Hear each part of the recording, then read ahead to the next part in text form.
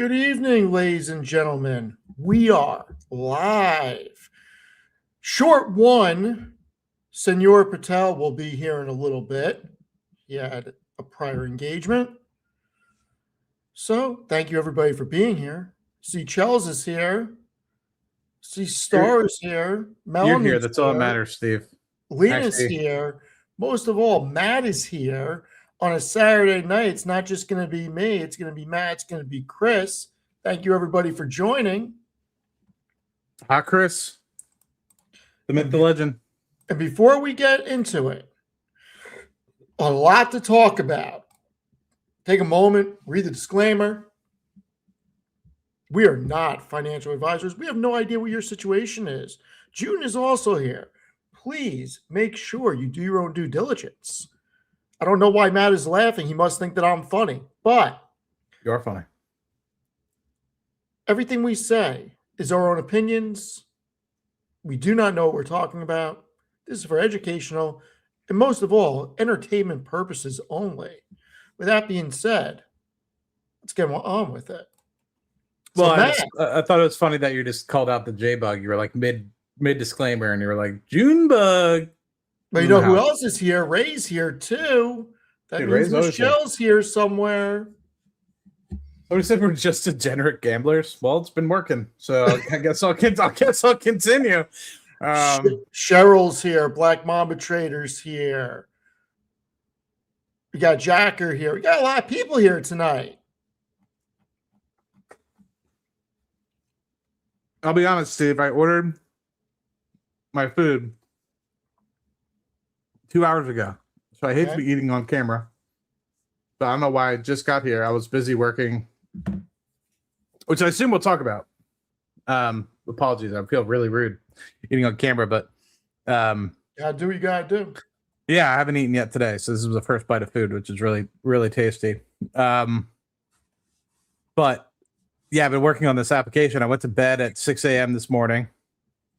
You've been working on your applications, so it'll be interesting to kind of talk into that. But interesting things going on in the Middle East that caused the Strait of Hormuz to get closed down. I don't want to get into the politics of it, whose side I'm on, whatever. There is no sides. I don't really care.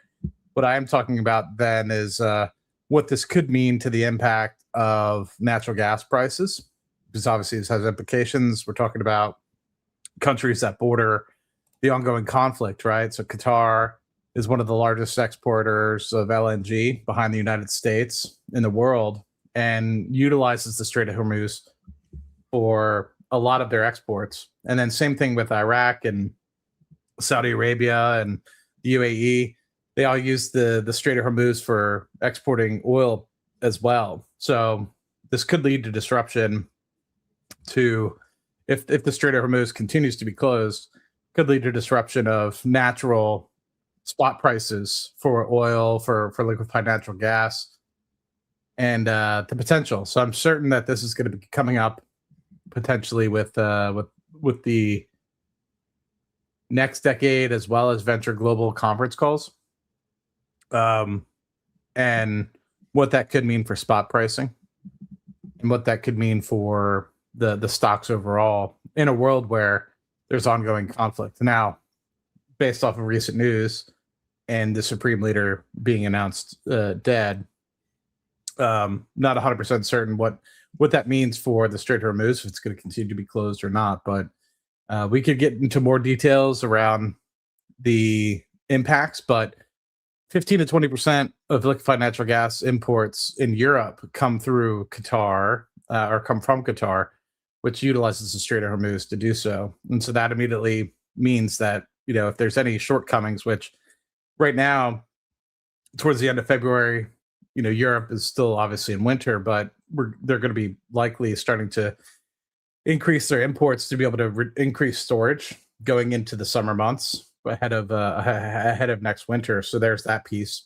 But then also, Qatar exports the majority of their volumes to Southeast Asia.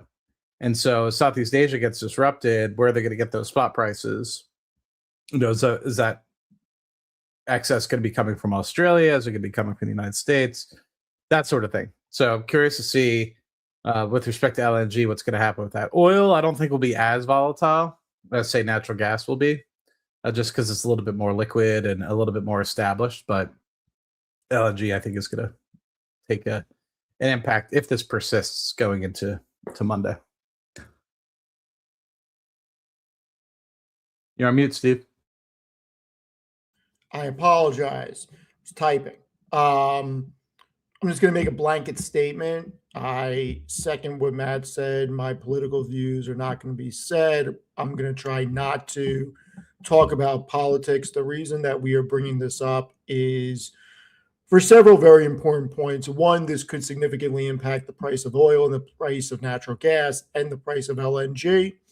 This could also, depending on what happens, lead to inflation creeping higher if commodity prices increase. And if that happens, we could have margins compress and it could have serious implications for the market. So we're going to keep it business. We are not going to be talking about politics. That's not why people are here.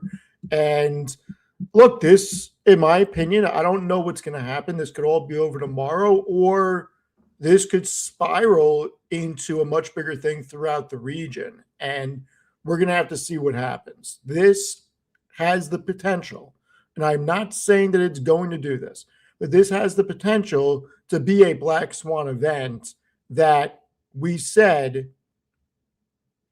in the beginning of the year, things are looking good, but if a black swan event happens, call everything off and we're going to have to reassess. I'm not sure which way this is going to go. I think we're going to know a lot more tomorrow about what direction this is heading.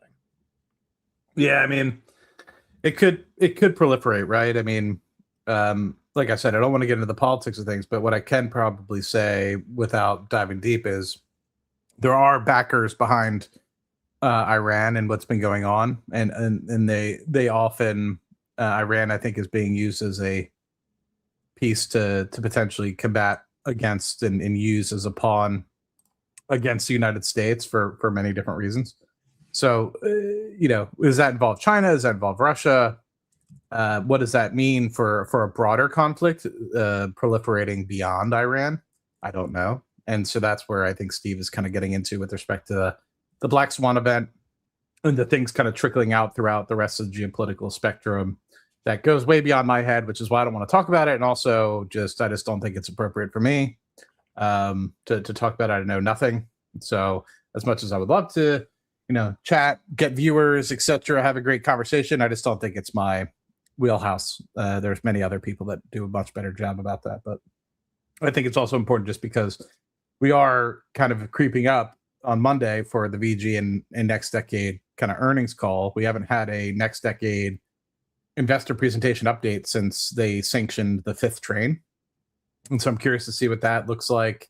And then also Venture Global has done a lot of good work in the fourth quarter going into the first quarter with respect to actually getting some trains for their third facility at CP2.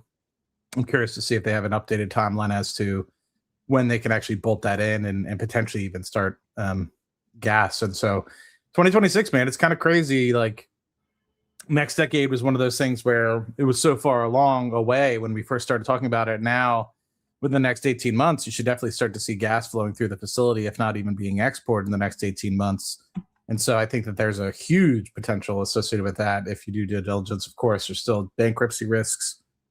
And if you don't necessarily know what you're talking about, don't just jump feet into it. I suggest you talk to a professional or just make sure you dive deep into the numbers, because it's very complex with respect to equity, splittage, percentages, and everything like that by train, not just like overall for the project, but by train. So depending on what train it is, different equity percentages, etc. So just be cautious. And then same thing with Venture Global. Just really cool to be able to see continued momentum with respect to additional sales purchase agreements going out, signed, and then hopefully, seeing the performance so far of the Plaquemines project being massively understated.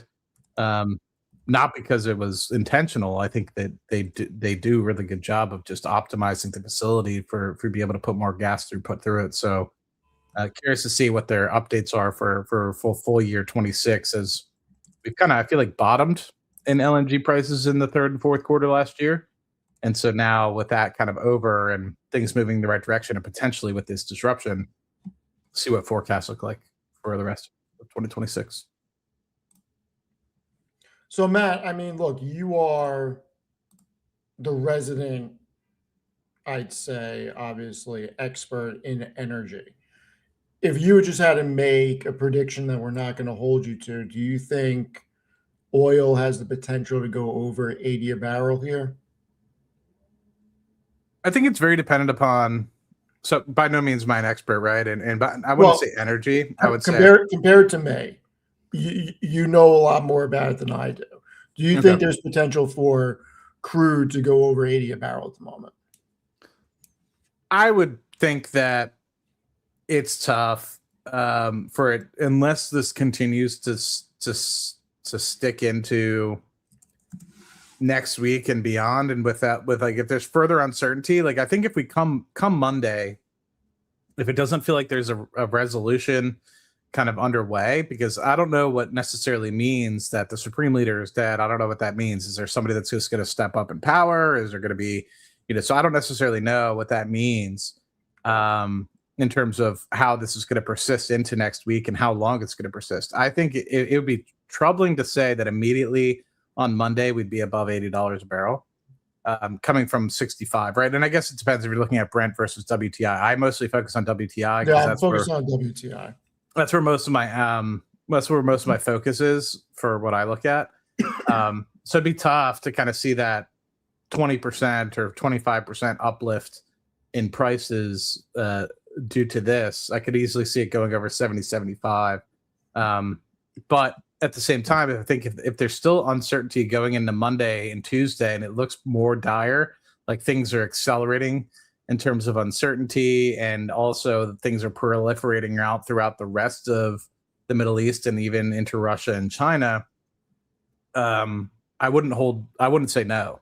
But my initial thought is based off what I know now, with what we know, the supreme leader being dead, I would steer on the side that we don't go above 80 right now in terms of price. But I think that is an ever evolving situation. So I want to clear something up for everybody, because I think there's some misconceptions. So this is crude oil production, barrels per day. U.S. is still number one by a lot. Number one, U.S. oil production. America. Heard it here first. America. Anyway, Saudi Arabia number two, Russia number three. They're basically neck and neck. Canada number four. So you have two out of the top four producers in North America, and then China. Now you look at Iraq and Iran. It's less than 7,500 barrels. It's roughly, their combined is what, like 55% of what the U.S. produces, give or take a couple percentage points, doing that real quick math.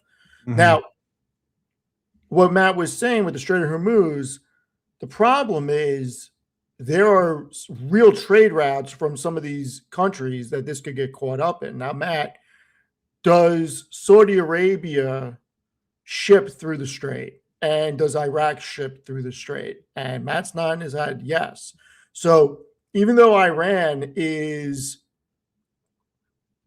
number 10, I guess, in production, Saudi Arabia is number 2. And if those barrels, if there is a problem in the Strait, which I don't think there's going to be, maybe for a couple of days, but that should get sorted out, because it's in nobody's best interest for that to get clogged. I mean, Saudi Arabia is going to have a very big say in that being closed or there being issues there. Same with Iraq. So, between the U.S.'s Navy, Saudi Arabia's influence, I think that whatever we see in the next couple of days will get sorted out. And if the market swings lower Monday, Tuesday, I'm just going to sit back and do nothing because I think ultimately this is going to get worked out.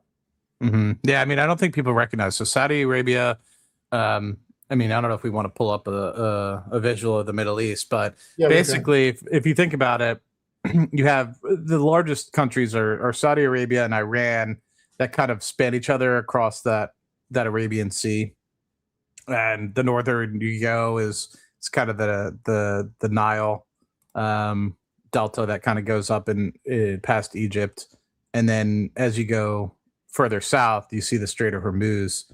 And it's the right side. We're not, or sorry, yeah, it's the right side we're talking about. So I messed up. We're talking about the Persian Gulf. I'm getting my geography wrong. If you look, you kind of have the Saudi Arabias of the world. It's that big yellow in the middle. Then you have the Irans in kind of the northeast part. If you look, you have Iraq, you have Saudi, you have UAE, all very big producers of oil and gas. And so that alone is going to be about 20 million barrels of production that can't necessarily flow directly through. And the Strait of Hormuz is that piece where the UAE, which is that orange triangle across from right on the edge of the eastern edge of the Arabian Peninsula on Saudi Arabia. That is that little piece that kind of spikes into Iran. That separates kind of the Persian Gulf and the Gulf of Oman. Oman will be fine, but Oman doesn't really have as much exports in LNG. So it's really just talking about oil here. But the thing that's huge is Qatar, which is that small little thumb that pokes out on Saudi Arabia into the Persian Gulf. That is, they share something called the North Field, which it's called something different in Iran. I forget what it's called, but basically in the middle of the Persian Gulf, there's this massive field. We're talking hundreds of TCF, if not quadrillions of cubic feet of gas. And that is where Qatar gets the majority of their gas. And they split that kind of down the middle between Qatar and Iran. And so Qatar obviously is the second largest LNG exporter, and it would have to, as you guys can see, go through the Strait of Hormuz to be able to export to the Southeast Asian countries, which would be east off the map here. And so that's kind of what we're talking about. We're talking about 15 to 20% of the oil production in the world. Not all of it's getting exported, right? But I'm just, using the numbers. I'm not exactly sure how much each country is exporting, but Iraq exports the majority of it. Kuwait exports a lot of it. UAE exports a good bit, and same thing with Saudi. So we're talking about, 15 to 20% of all the world's oil production potentially being cut off.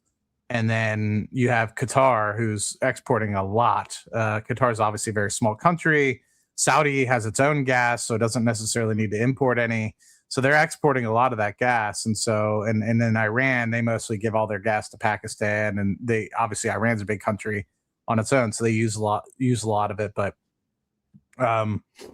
so yeah, it's an interesting dynamic because for these to go to Europe from Qatar for LNG, you need to go through the Strait of Hormuz, around the Gulf of Oman, around the Saudi Peninsula, go through the Suez Canal into the Mediterranean Sea, and then go through there. Otherwise, you have to go through the Horn of Africa, and so which elongates the time expansively, and you'd end up probably losing a lot of margin due to shipping costs and gas off they used to use for fuel for the ships. So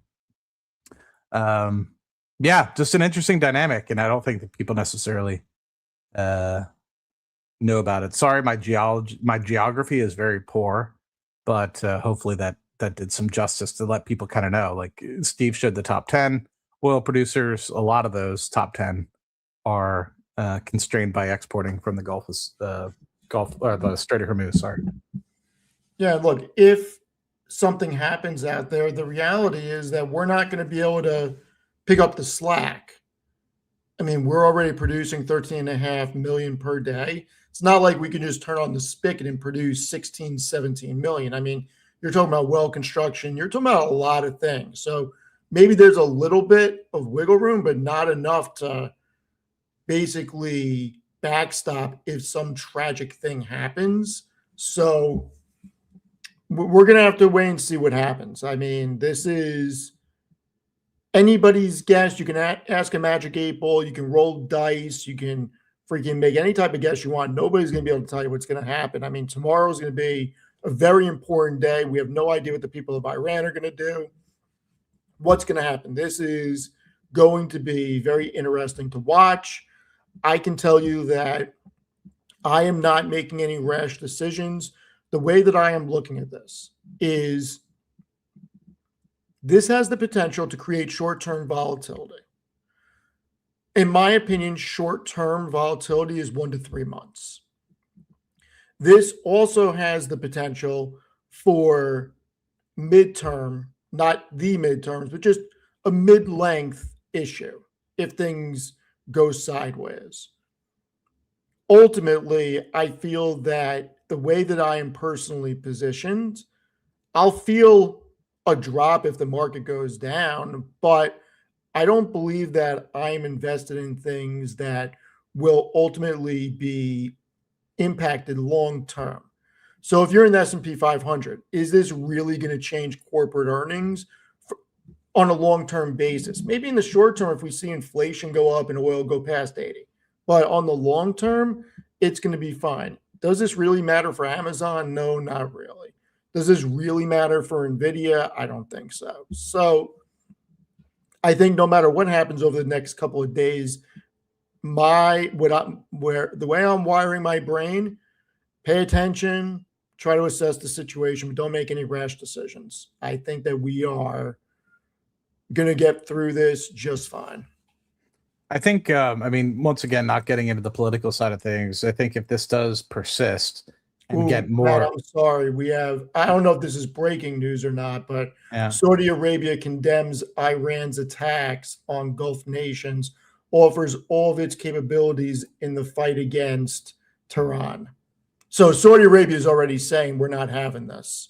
So if Saudi Arabia is saying we're not having this, and you had to think, I mean, look, we know that, and look, I don't want to really talk politics. I'm just going to talk strategy. Mm-hmm. We know that President Trump is a deal maker. People want to say he's this or that. That's fine. It would be very hard for me to believe that he did this without talking to MBS. Yeah, to MBS and not getting the green light because obviously it's the US, but at least getting assurances is the way I'll put it, that if anything goes down, that they're going to be on a certain side. And I just have a very hard time believing that this was not talked about at the highest levels internationally before the military operations or whatever they're classifying this as, training exercises, went on. And the fact that Saudi Arabia is coming out and saying that gives me a lot of confidence that this probably isn't going to last a week. Yeah. I mean, I'm cautiously optimistic that it will be short-lived, and that's why I'm not trying to like fearmonger and tell people oil's going super high. Right. I saw somebody say, I'm going to pay more than $5 a gallon. I think some people in the U.S. are already paying $5 a gallon for tax reasons, right? But here in Texas, we're paying like $2.30 for regular. So, and that's expensive. I'm sure if you go out closer to the Port of Houston, it's probably much cheaper. But what was I going to say? Yeah, I think it's going to be short-lived, but we will potentially see. But I think the thing that I'm hopeful for is there's some countries out there, mainly India, that know that they have an impending shortfall of natural gas imports, and they don't have nearly the domestic supply needed. And the domestic supply that could potentially offset some of that is 5 to 10 years away from being put on production. And so you have this massive growing energy need from LNG usage within the country, but a massive shortfall in natural gas production in country. So you need to import. And what I'm hopeful for is you have a lot of capacity coming online in the United States And what I'm hoping they see, and this is sorry if this is a very capitalistic way, right? I'm not trying to be diplomatic here, so take the politics piece out of it. But in terms of diversification, if 80% of Qatar's volumes are going towards Southeast Asia, and they see this disruption with what's going on with the Strait of Hormuz, that might mean that people get spooked, and the Indians might get spooked to say, hey, we need to diversify. It might be more costly to get a supply from the United States, but if we don't lock it in, we could be stuck with, as a sitting fish with blackouts, or sitting duck with blackouts, etc., not having the supply if the Strait of Hormuz gets closed, right? And so they might diversify, and potentially sign deals. And that's what kind of my hope is. There's future projects with Venture Global. Next decade obviously needs to sit out and get some additional as well. There's still some uncontracted supply that next decade also has in trains 4 and 5 that I would love to see signed in at a good price, rather than spot prices. So my hope is that this leads to leverage to let people know. Everyone over the past 6 months for LNG has been talking about it's going to zero, basically. Differentials are going to be so poor. People were talking about how $5 spreads is no longer going to be the thing. You'd be lucky if you get $2, $3 spreads. But here we are. Natural gas prices after the winter here in the U.S. are back below $3 Henry Hub. Right, we're not talking about at the pump. We're talking about natural gas prices, right? $3 at Henry Hub, and they're still north of like $10 or so in TTF, the tidal transfer facility in Northern Europe, and then in JKM, it's north of $10. So to me, that's a pretty decent spread that you're able to get. And if things kind of get more constrained than that, and you can't rely on those, then anyway, it's just an opportunity. We'll see what happens. This could be very good for some of the stateside producers such as Chevron and Exxon. We'll see what happens. I do think that there is still opportunities. I'm not looking to make any moves right now. I want to see how the next week shapes out. But, I wouldn't be opposed to picking up some more pipelines right now. I think it's a very interesting, underrated segment of the energy trade. Take me around the trip, Steve. What are the prices for Midstream these days? Enbridge has been climbing the way that I said it would. There's one specific one lagging. I'm just gonna bring up some charts for everybody. I'm not cool like Chris and Tanner and Tevis. I don't think Matt uses it, but I'm not cool enough to use Fiscal AI, so I apologize, everyone. I got my own things working, Steve. But look, Enbridge has been doing really well. Dividend yield is still over 5%, and it broke out to the upside. It's the highest priced it's been in over 5 years, actually over 10 years. I think OKE is interesting. That is starting to rebound. It's still not up yet. Okay, it's still down. I think that this can rally. I really like OKE. Again, 5% plus yield. Kinder Morgan's been breaking out. I actually just downgraded it. This is, I'm not shocked that it did this, but I think on a valuation standpoint, it's going to go sideways. Natural gas pipelines are very important. They have, I believe, 78,000 in the U.S. So I'm not a buyer of Kinder Morgan here. I will be buying more OKE. I really still like Energy Transfer here. It's not getting the respect. It's starting to move. It's sideways this year. It gives you a 7% yield. And it's basically range bound between 15 and 20 since the middle of 2024. So I do think ET will break out this year. I don't know when. I could be wrong, but I think ET is a phenomenal company. And from a valuation standpoint, it is one of the cheapest in the sector. Mhm. And you're getting a big distribution on it. So this is where I would be looking right here. No, I love it. And I think we talked about in the past, natural gas. I think that's going to be a bigger issue in the United States as we continue to export more and more natural gas around the world. And so there's going to be, just like with oil pipelines, right? There's been a huge profit with the expansion of companies going into oil pipelines in the Permian. Now I think it's an opportunity for people to realize more capacity in other areas like the Haynesville, the Marcellus, I think are going to come back to life in terms of infill drilling.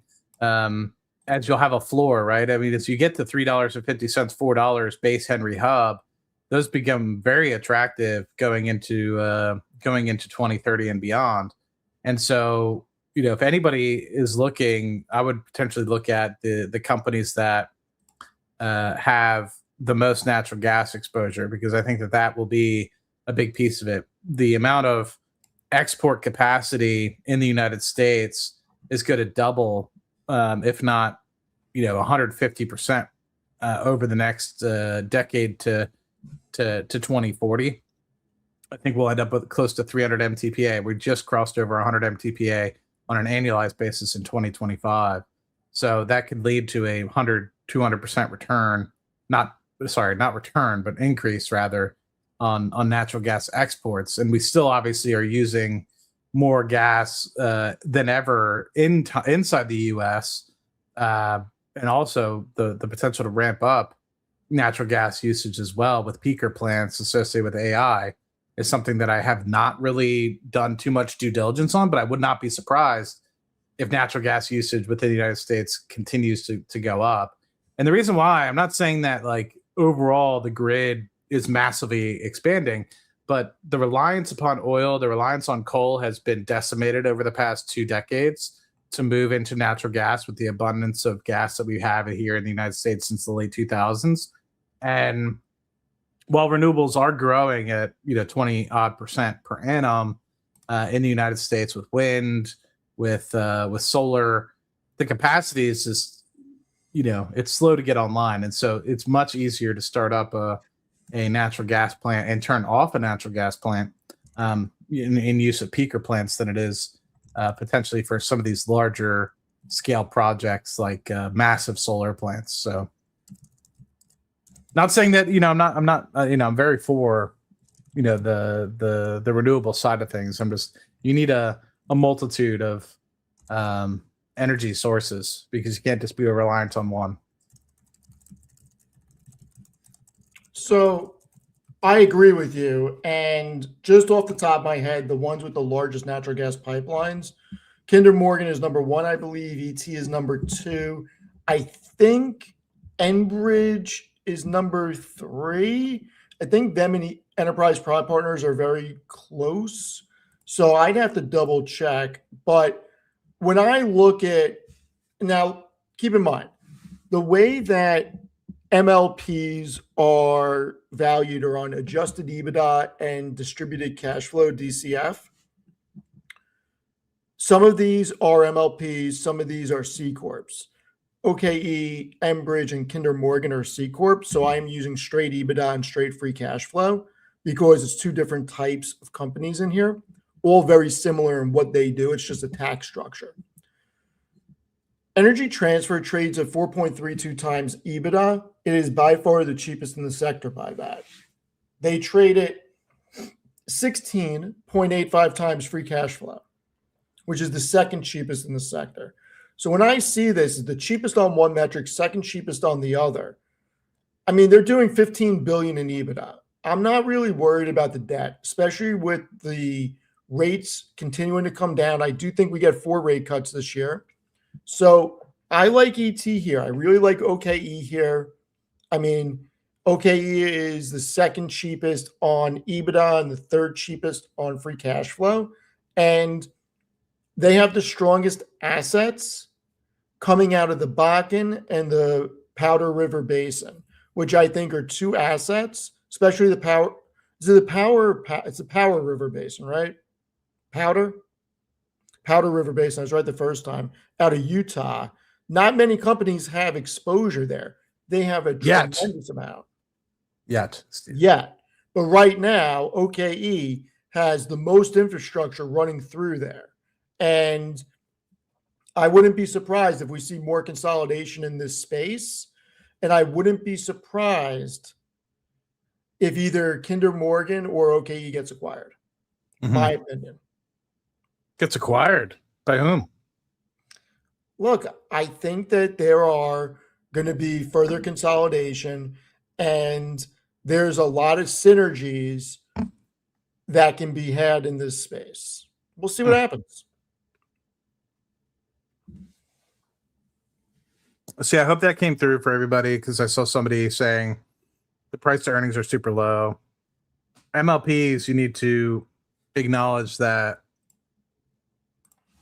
generally speaking, there's a lot of depreciation because of how much infrastructure you're building in on a regular basis. And so Steve had it right there. You kind of want to look at them at a price to free cash flow, or a price to fund from operation, or price to EBITDA, because that's part of the benefit that they use in the tax structure is to depreciate a lot of those assets over time. And so that's just a large piece of it. It's like real estate as well, right? When you look at REITs, if you did a price to earnings on REITs, you'd probably be like, why would anybody buy this company? But in reality, you should look at a price to funds from operation, because that offsets a lot of the tax benefits out of keeping your earnings lower. So, and also keep in mind, like we kind of stated at the beginning, consultant tax professional, MLPs are going to be treated completely differently than just normal C corps. So Steve lightly put in there, Kinder Morgan is a C corp. One of the other ones is a C corp. And there's that. Chris was totally supposed to be here, guys. He had something come up, so he might still show up. So apologies. I'm not trying to, if Chris didn't want to come on, I definitely would have put this on the Matt Money channel instead. So I didn't mean to trick anybody. It was not my intent. Chris messaged us 5 minutes beforehand, and he had something. So yeah, and I do want to say that, look, when it comes to MLPs, I'm not an accountant. I'm not a CPA. I do believe you should talk to a tax professional before investing in them. That's my own personal opinion. I mean, look, the reality is I talked to my accountant, and I know the consequences and I know the benefits, and I made a choice of where I'm going to hold them, and I'm doing it for very specific reasons. And I do think that you should at least understand that you will get a Schedule K-1, and depending on how you hold it, changes the ramifications of that Schedule K-1, because they have pipelines throughout many states. Some of them have pipelines throughout 30, 40 states, and you have to pay tax in them because that's how the structure is with an MLP. The taxes get passed on. So understand the tax consequences if you're interested in them. But I do think that they are a very interesting investment here, and they've been overlooked for a long time. And I'm still shocked Energy Transfer is under 20.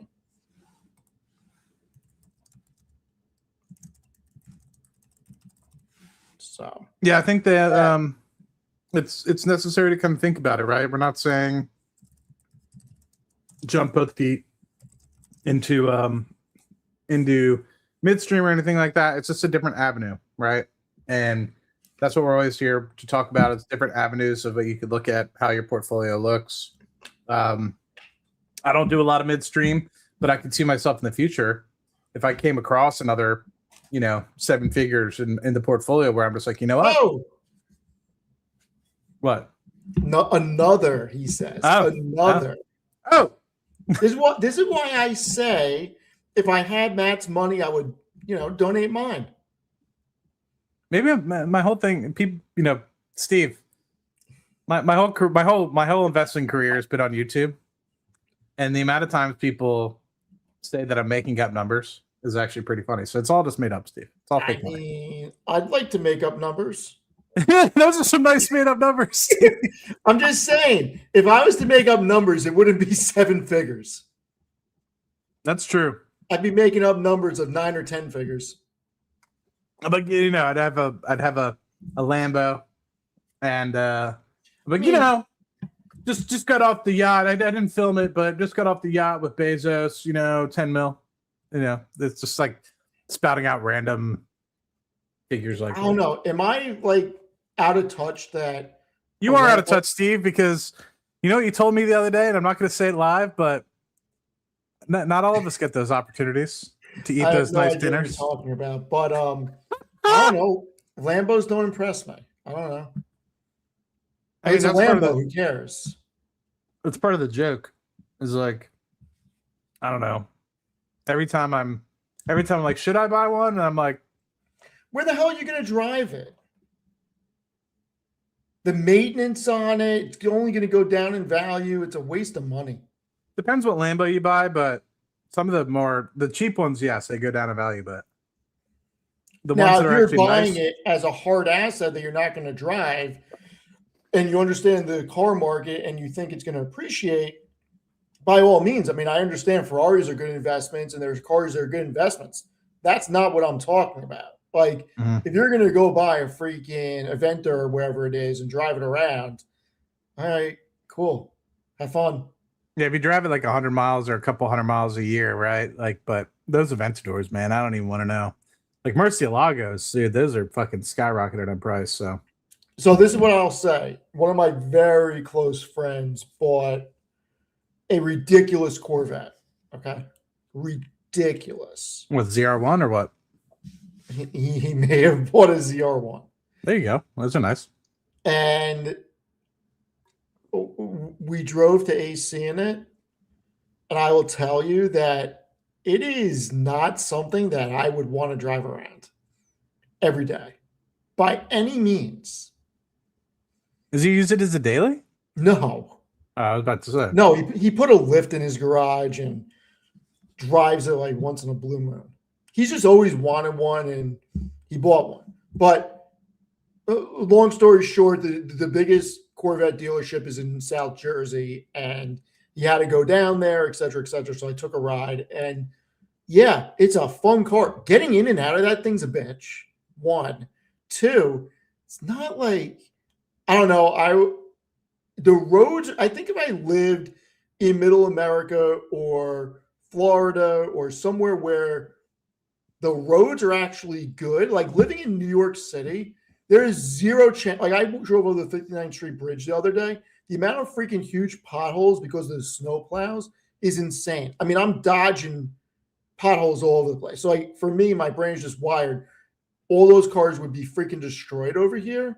But I guess, somewhere else they'd be fun. Yeah. But as a daily driver, you can't do that. Well, I look at these car YouTubers, and it's like they have like 20 cars, and it's like their entire life is like, oh, today I had to take this car today I have to take this car, today I have to take this car. And it's like, dude, like that's the whole channel. I mean, I get it. The channels are based around the car, but it's like they're always in the shop. They're always doing modifications. They're always doing, it's like, dude, like I get it, but I mean, eventually I'll have a car that I can kind of like dick around with, but it just, I don't know. I struggle between like, I'm only 34, so just investing, but I need to live my life at some point, Steve. Yeah, not today though. Not today. So Steven, AI. What were you going to potentially say about AI? What do I have to say about AI? You really want to have that conversation right now? I don't know if the people are ready for it. I mean, you tell me, Steve. I'll have that conversation. I want to be where the people are, singing and dancing and whatever. What does the Little Mermaid say? No. I'm not that old, guys. It's not like I'm 60 or 70. Damn. I'm going to remember some of these questions and come back to them. So, AI. I have a crush on Claude. Absolutely. I upgraded from the $20 a month plan this morning to the $200 a month plan, the enterprise version. That is how much I am in love with Claude right now. I am only going to have this plan for a month or two, probably, until I build out everything I want. Then I'm going to drop it back down, probably. But from what I've built today and yesterday, okay? Today's the day, Steve. I am starting to change my mind on a few things. And I don't think people are bullish enough about AI. I don't think people are bullish enough about technology. I think the prices that we're seeing for the big six are insane. If I had more money, I would be going heavier in some of these companies, especially Amazon. I'm so bullish Amazon, it's not even funny. I don't think people understand, one, how much compute is being used. And the reason I am more bullish on AI now is because the $20 a month plan, it's funny, with ChatGPT, I'm not hitting any limits. But with Claude and what I'm building on Claude, I was hitting token limits. And I would have to wait 5 hours for my tokens to reset. And I'm like, I'm not waiting. I need more tokens. So I got the big package. And I haven't been hitting any usages yet, which is interesting. Now, the amount of compute that I'm using is crazy. So I can only imagine what others are using. And we're in the infancy. We're at the very beginning of this. I do believe that we're going to see, even if Jack Dorsey is using AI as smokescreen as to why they're doing mass layoffs of 4,000 or 5,000 people, I do think that more companies are going to utilize AI. They are going to automate their most repeatable processes and figure out other ways to automate things. They're going to work directly with Anthropic or directly with OpenAI, have proprietary stuff enclosed in their systems that does certain things. And I think that we're going to see, unfortunately, more and more layoffs over the next several years. I think we're going to see margin expansion, and it's going to suck for individuals, but it's going to be great for the shareholders.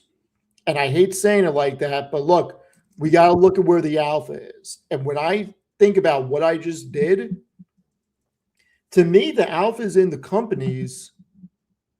We're getting away from tech right now, and I'm going to weave it back into the technology companies.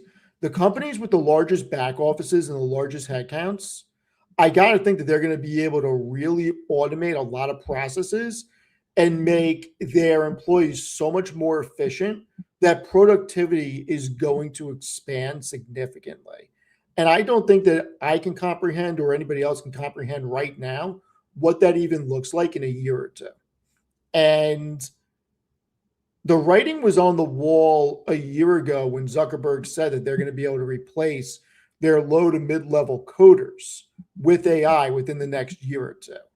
And listen, I'm going to put a prompt in right now. I'm going to ask Claude, how many lines of code did you write on this? Okay, I'm going to tell you. Out of curiosity, how many lines of code did you write for this? That's the thing. It's not even how many lines, but also it's like adjusting lines, right? Oh, dude, the amount of things if I go back and audit this and look at everything that I had to do today, it's freaking crazy. And this is like one little mini thing that I am thinking about doing. So, all right, I'm going to read you exactly what it's going to say. You ready? Ready, Steve. And I don't want to share it because I don't want people to see what it is until I'm ready to show it in a few minutes. All right. This is crazy. 1,770 lines in the final app. It came in at 1,368 lines at the start of today's session.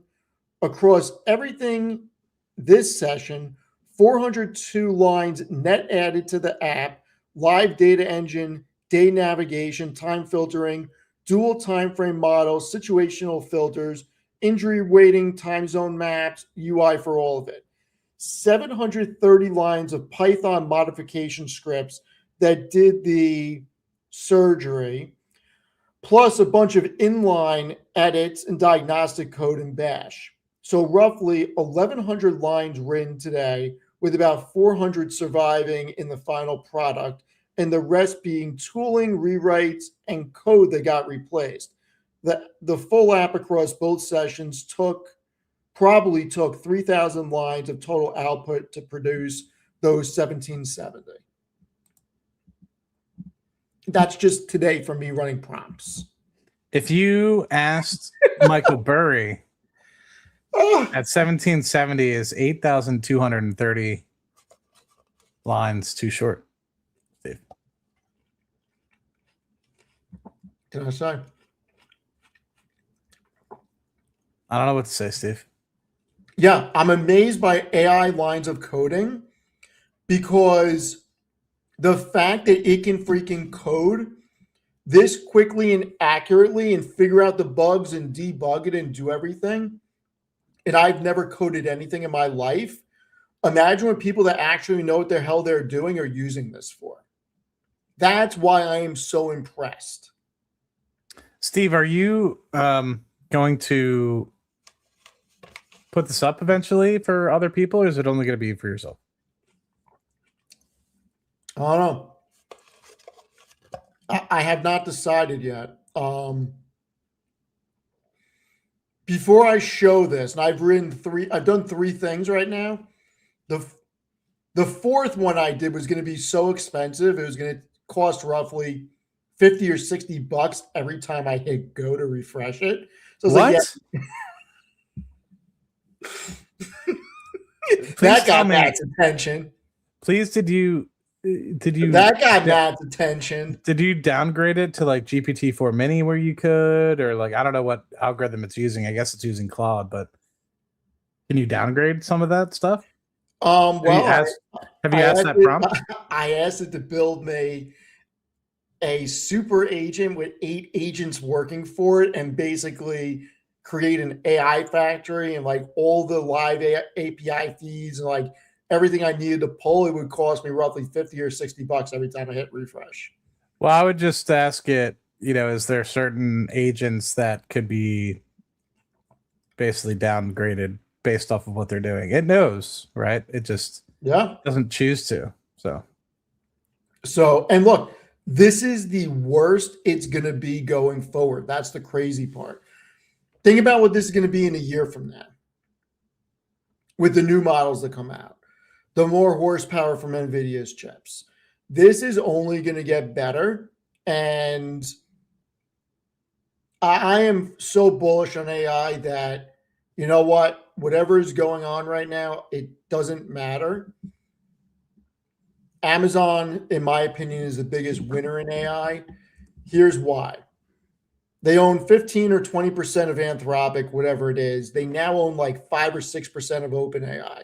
So they have the 2 largest LLM companies outside of Alphabet on the books. When it comes to robotics, they're going to overhaul their workforce. When it comes to AI, they're going to overhaul how they do things.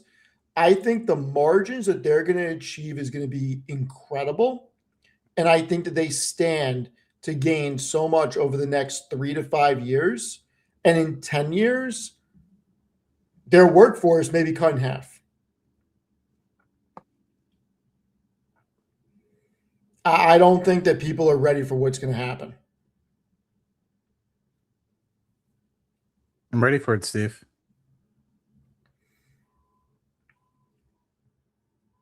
I'm ready for it. So what do you think, Matt? I think, why is this not letting me do this?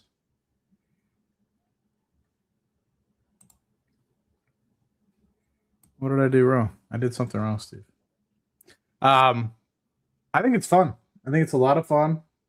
I've had a lot of good times trying to figure out exactly what I want to build into my own custom thing. I know the thing that you've been working on has been a lot of fun. My thought process is though, is like I feel like there's just so much that I built that I had to QC, and I would love to help people make tools. It just, to me, it's made me more productive. And I think we had this conversation earlier that like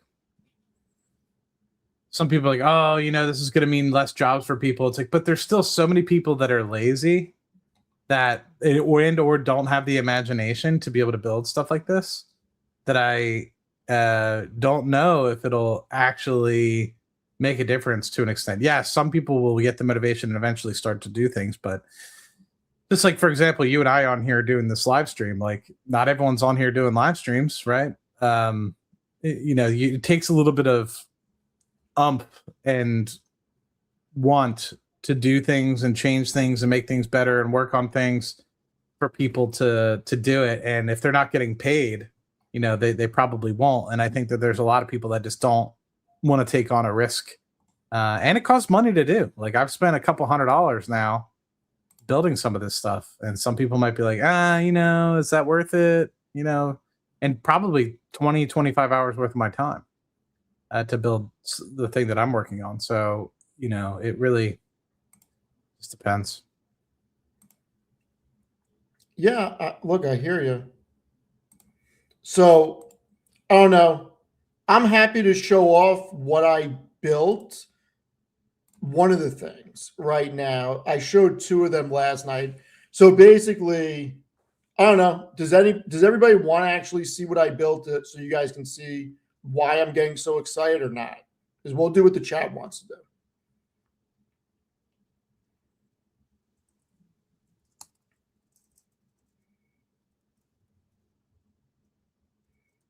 All right, I guess so. All right, so for those of you that were here last night, you heard Tevis make a joke about we should build some type of betting thing. And so I got to work this morning, got to work this afternoon. We built something that I think is really freaking cool. And Tevis and I will be meeting tomorrow to make it even better. But it is, I think it's so awesome. All right. So check this out.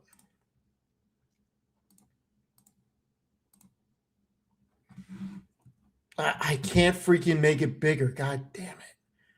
Why can't I make it bigger? I can't zoom in because I'm on the Claude app. Can you shrink the column on the left? Helps, but not. Let me see if I can bring this up on. Give me a sec. Let me see if I can bring this up on Claude on the web and zoom in. Give me 1 sec. Yeah, is there a publish button or? If I publish it, where do I publish it to?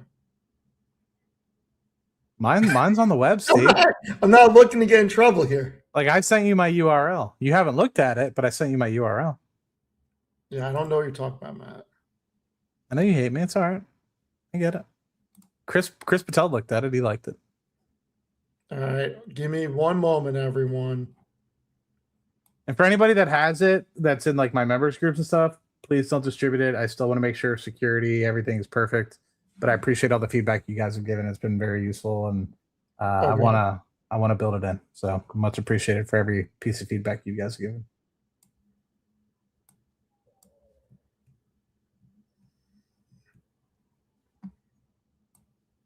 Take Steve's breath away.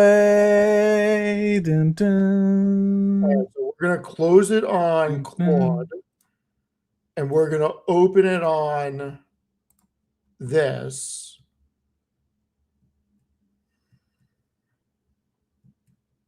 Surprising if somebody said base 44. I've heard people not having good success with base 44. Tanner's been talking a lot about it. But Tanner's been talking about it from an investment perspective for Wix, right? No, he said he's been using it. Oh, really? Okay, I'll have to talk to him about it then. All right, so this is what I built. The Diamond Edge. So we have our home screen, live data feed. There's so much in this, I'm going to forget a lot of it, but I made it where it has the top bets of the day. We're going to go tomorrow. It has live data feed. So right now it's fetching the live odds across all the different sports books and games. I have MLB, NBA, and college basketball right now. I will be putting boxing and UFC on here, and I'm worried that this is going to get me in trouble with tokens. Now, once this updates, I'm going to click. All right, so we got all this stuff. So we're going to go to NBA. So I have an auto parlay builder from 2 to 10, so we can build parlays out.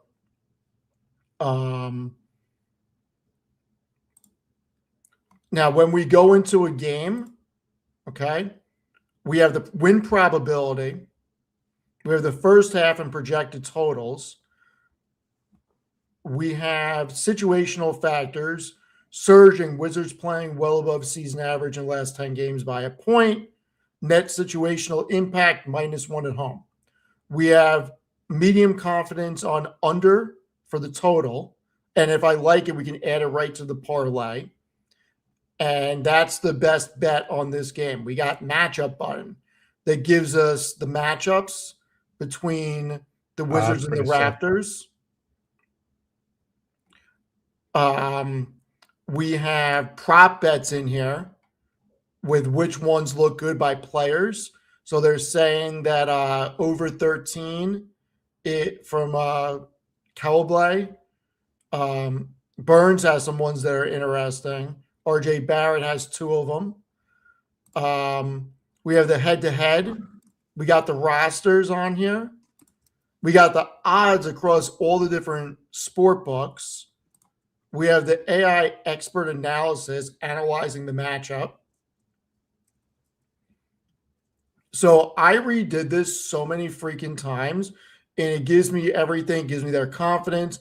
I built in a neural learning engine on this, so it learns after every day about player tendencies and all that stuff.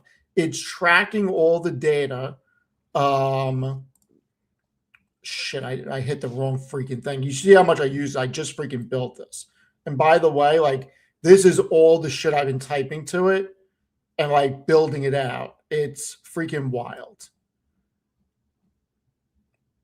Gotta be an easier way. See, somebody said this is going to make humans lazy. Far from. No. I've never been more productive. No, not lazy. So top bets, we can just click in them. Like it's really, really cool. And you know, MLB, same stuff. And then when the games end, I have it coming off. So there's no more games for MLB today. So I click on tomorrow. It's got all the games in here, same stuff. So they're predicting the win probability for the Diamondbacks is 98.2%. High confidence on the money line for Arizona. So I think this is really cool. Tier A rotation. I mean, I like it. I'm a sports fan. I think that this is crazy. I spent a lot of time. I was asking Claude throughout it, probably every 3 prompts, is there anything you would add? There's stuff in here that I did behind the scenes that I'm not talking about that I just can't remember. I may publish every prompt that I did in this. We'll see. But I basically made this as good as I could, especially with fetching live data. So there's nothing stale. I mean, I think that this is really freaking cool. And if I can build this, never having coded before, just by prompting stuff, I mean, you got to think that people are going to build some really incredible things. And Kyle, I'm so ready for the NCAA tournament with this. Oh my God. I should do a weekend. When's that start up? 2 weekends? Middle of March. I mean, they're saying Duke 81% tomorrow. I mean, it's already starting tomorrow? No, middle of March. But Middle of March. Duke's Okay, on a 6-game win streak, confidence plus momentum factor. Kentucky playing well below season average in the last 10 games. I mean, high confidence tomorrow. Duke money line is -250 odds. Edge 9.9%. And here's the thing. I put in a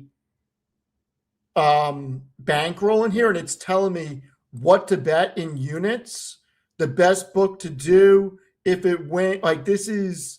I put a lot of thought and effort into this. A lot of thought and effort. I like it. So I like it.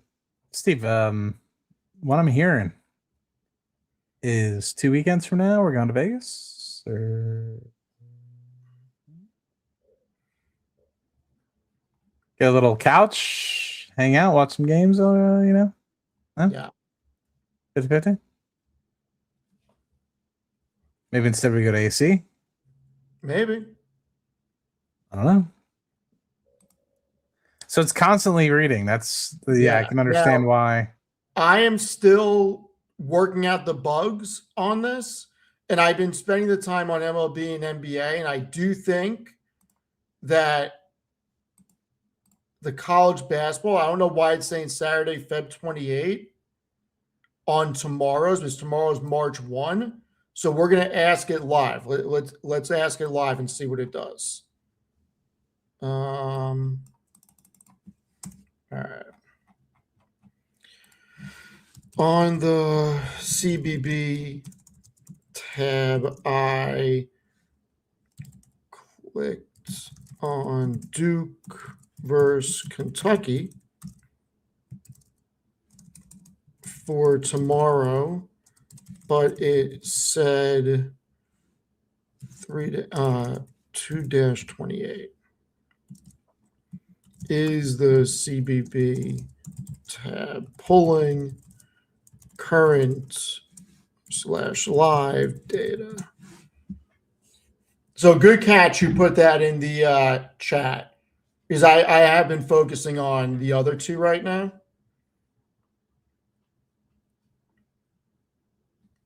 And there's always going to be like, I just built this and I have a microphone in front of me. It's hard for me to type with a microphone. All right. I get it, Steve. Good catch. There are two issues. Let me look.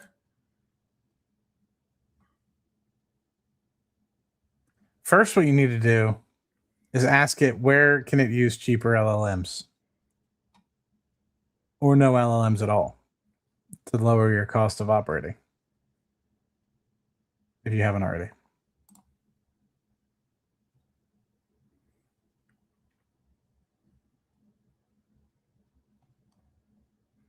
And this is why we test, people.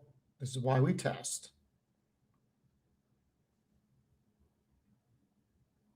I'm spending so much fucking money, Steve. I am telling you right now that we are not bullish enough on AI, people.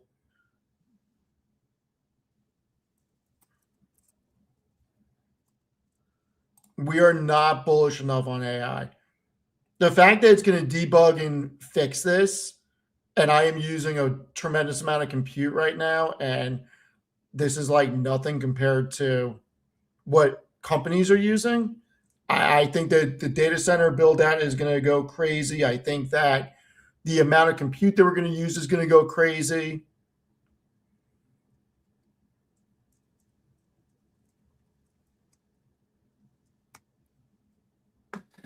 I don't know, Steve. I don't know.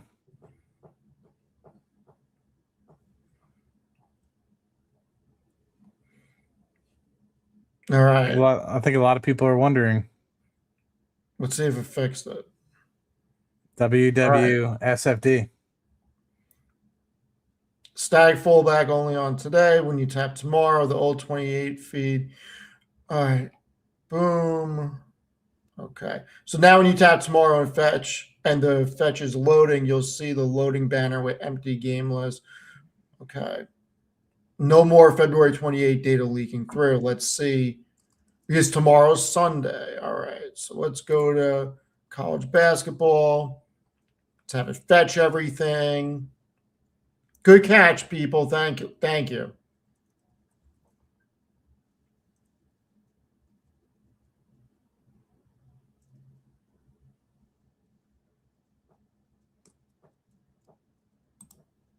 That is crazy. Why is that saying that?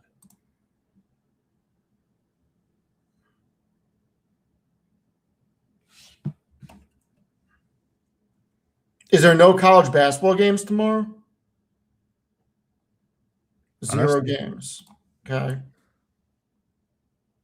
There's definitely NBA games. Like, what the hell?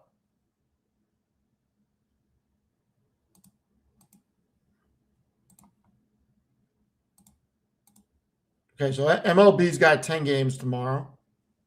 We see that. Saying Saturday, though.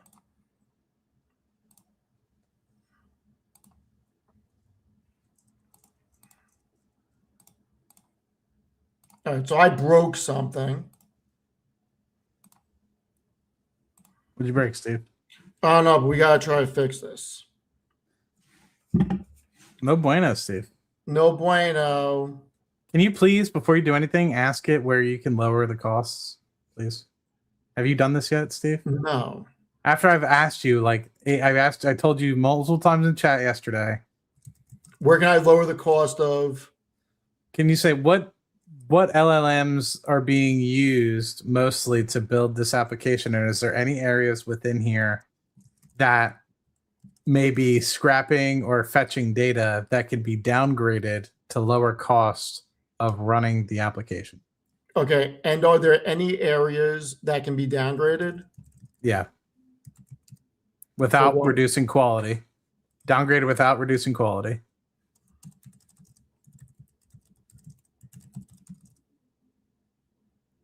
That would lower the cost of running the application.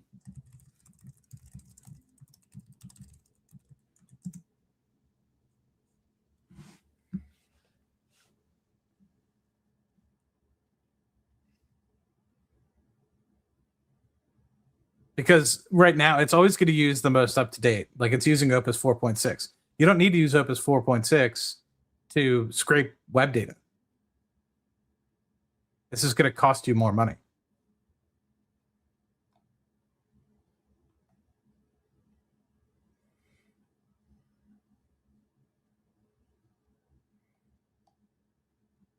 Should I swap it?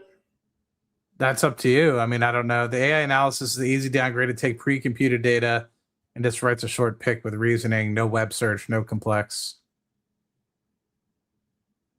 It'll handle it roughly 1/10 the call.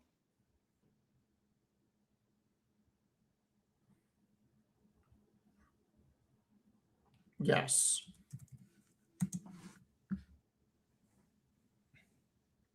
All right, so it'll cost money. It'll cost money because it's going to have to rewrite stuff. But at the same time, well, it's not going to cost money. It's going to burn tokens that I've already paid for. Oh well, I guess if you already paid for the tokens, then yeah. For me, I've overspent already. So. All right, so now that that's done, now we need to fix the bigger problem. Okay, so how are we going to word this, everyone?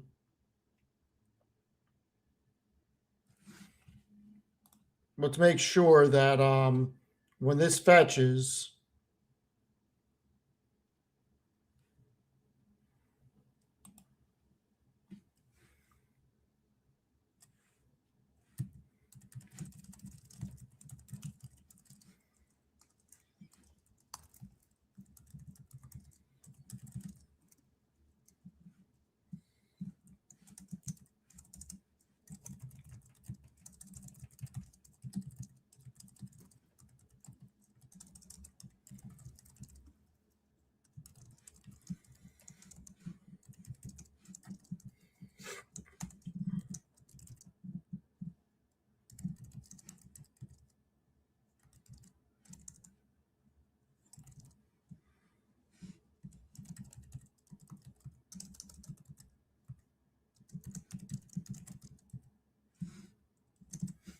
see what it says.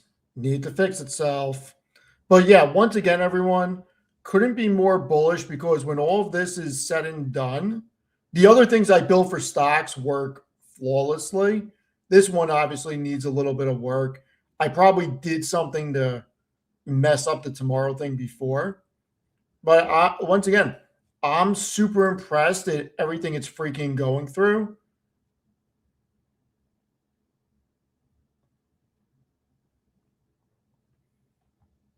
Matt, do you want to talk about what you've built or not? Um, You don't have to. I'm not 100% ready yet. All right, that's fine. And although I've gotten a lot of good feedback from people, basically it's a application that allows people to search for stuff. It's a very usable interface. Um, there's places that I want to tweak it a little bit before, and also it's going to cost a lot of money. Like obviously, it utilizes these LLMs to be able to run, and so I have to figure out a way to throttle people so that from a security standpoint, somebody just doesn't always have it hitting refresh, because obviously that costs money. It costs a couple pennies or so, like you stated, every time you hit reset or recast or something. Um, so I'm okay with people utilizing it, but I just don't want somebody to scrape or use my site as a scraper, if that makes sense. And then next thing you know, I'm being charged extra um, to potentially do these things. So um, All right, so we're gonna. I think it fixed it. We're going back to 3 individual feeds, everyone. take Steve's broken wings and learn to fly again.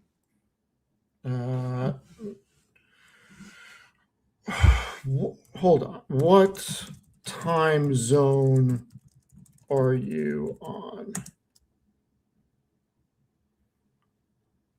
His name is Steven. Check system time zone. He's the effing man. So I am going to show everybody the new stuff that I did. Oh, so it's already 3:46 Sunday there. That's why. But that doesn't matter for the app. Call run your browser, which is Eastern. So for you, it's around 10:46.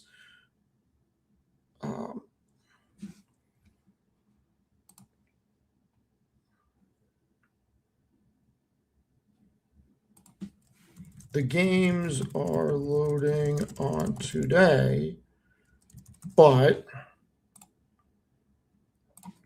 when I click in them, it says Sat Feb 28. Games are still blank on tomorrow. Please fix.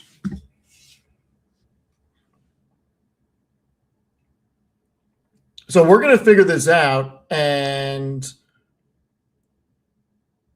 I'm going to show everybody the stock stuff that I built. And there's going to be a much bigger stock one. I just want to see if this can fix here, and then we'll go to the stock stuff. I'm excited for it, Steve. I still think that this is really cool. And once I work out all the kinks, we're going to put some money into it, and we're going to see if we can make money with this. That'd be a cool. Are you going to make a separate channel for that, or No. you're just going to do it on your live? Yeah, we'll do it on a Saturday night vibe coding update With the boys?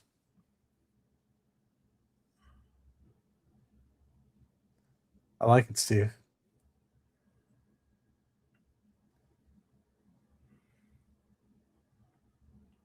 Steve, are you a Florida Gator? No, but they're a good team. I like them.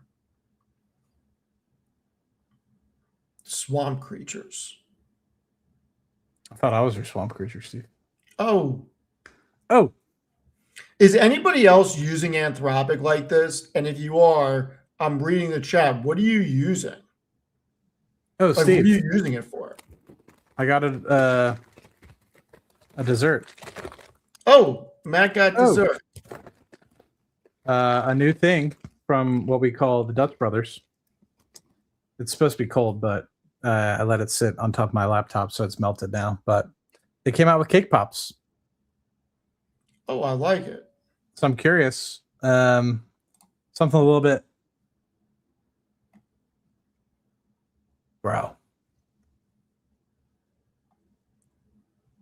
Bro.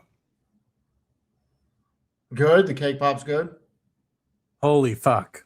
I don't know how much it costs. It was only 130 calories, which is why I got it.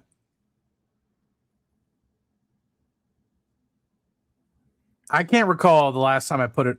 I mean, I don't eat a lot of dessert these days, so maybe that's why I'm freaking out. But wow, Steve. That is like wow. Starbucks ain't got nothing on this. Where'd you get it from? Dutch Bros? Yeah. Love it. Cookies and cream, or not cookies and cream, cookie dough. On the Cookie inside, dough. chuck it on the inside. Because I wanted something. So I wanted like something, but the muffin top was like 500 calories. I'm like, well, that's way too much. And then I was like looking at the banana loaf, and then I saw a cake pop, and I was like, holy shit, I've never seen these before. And because they just updated their food menu. Wow, that's gonna sell like hotcakes. So, Matt, I'm wondering, do you want to build something live with me on this? Yeah, I'm all All about right. So once this is done, it. I let's use Replit, so let's do something interactive with the chat. Let's build something for stocks. can I break some news, Steve? Yes. So I don't know if I'm allowed to say this, but I put in a private placement. I wrote it on X the other day. My first private placement, it's my tuition. I talked to Amit about it. I talked to a few people about it. They're like, look, what do you think? Do you honestly think it's going to? I'm like, I'm 50-50. Like, I don't think it'll lose money at a $9 billion valuation. But I was like, at the same time, I don't know if it's going to 20x. I don't think it will. But I was like, I'm like sitting there. I'm like, for me, it's more of a tuition of just learning the process because I've never done a private placement before. But I am a investor now in Replit, which is a competitor to Claude, but it basically does the same sort of thing, which is creates applications. The thing that's nice about Replit is I can just hit publish, Steve. So like, how you have your application that you're working on, I can just hit publish and it'll automatically publish to a website. So it's already running. So that, how I sent you the URL to my thing, that was all through Replit. I didn't have to go through GoDaddy or anything like that. So anyway, am I sponsored by Dutch Bros? No, but if you know somebody that wants to like at Dutch Bros and wants to sponsor me, I will gladly get a Dutch Bros and hang it in the corner, a little Dutch Bros neon sign, and I will gladly before every live stream. There's one that's like a mile from my house. I would gladly before every live stream get a tea, or I'd get a Americano, or I'd get a Rebel Zero. See if it worked. And if it didn't, I will just fix it tomorrow. Something was obviously broken. We got beta tested, but we are going to build something live. So start throwing out ideas of what we should build right now live for the next 20 or 30 minutes for stocks.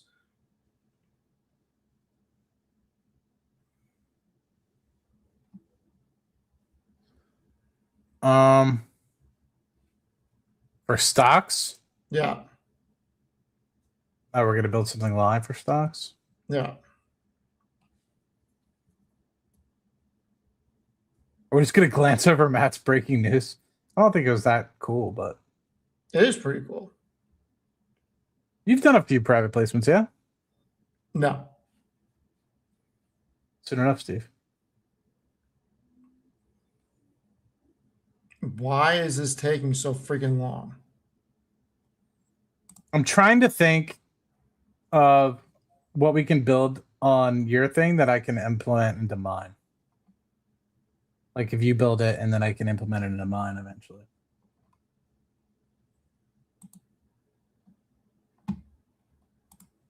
Let me think.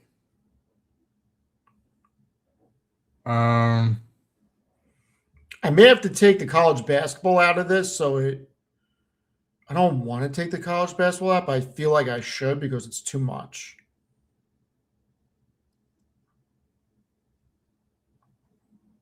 And I just said, all right, let's see if this worked.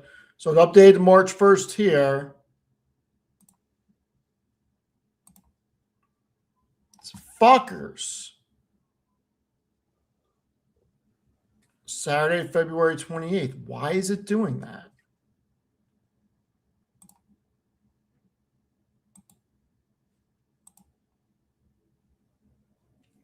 All right.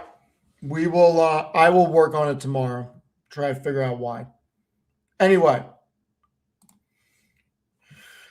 So Matt, the multi-agent market analysis system was the one that's going to cost me like $50 to run. So this is what I had asked it. I asked it all this stuff. So I worked on the ideas with ChatGPT and then threw it in the Claude.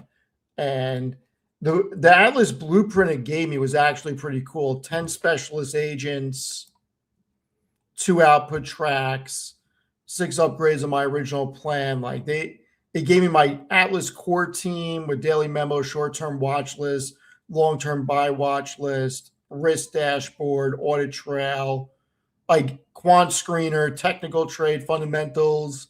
This was going to cost 50 or $60 every time I hit run to do everything I wanted to do.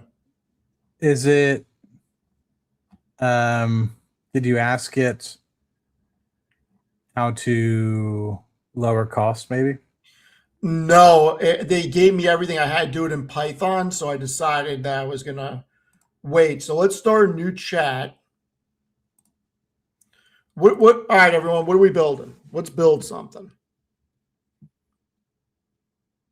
What are we building? Build GTA 6 before GTA 6. Let's not do that. Seriously.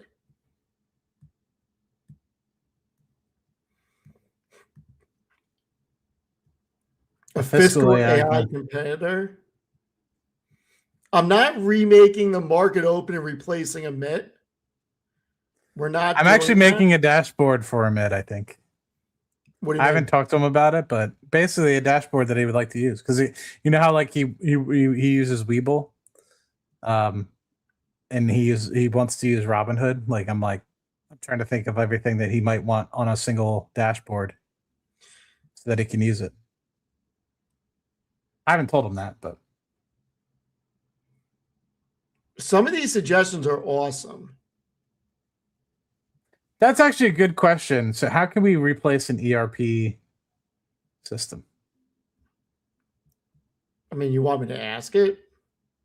I don't know. That's the thing. So you can strategize before you ask it to build, right? Yeah. Or is this just regular Claude? What is this? No, I'm doing everything in regular Claude. I'm not using code. Okay. You're not using Claude code. Okay. No.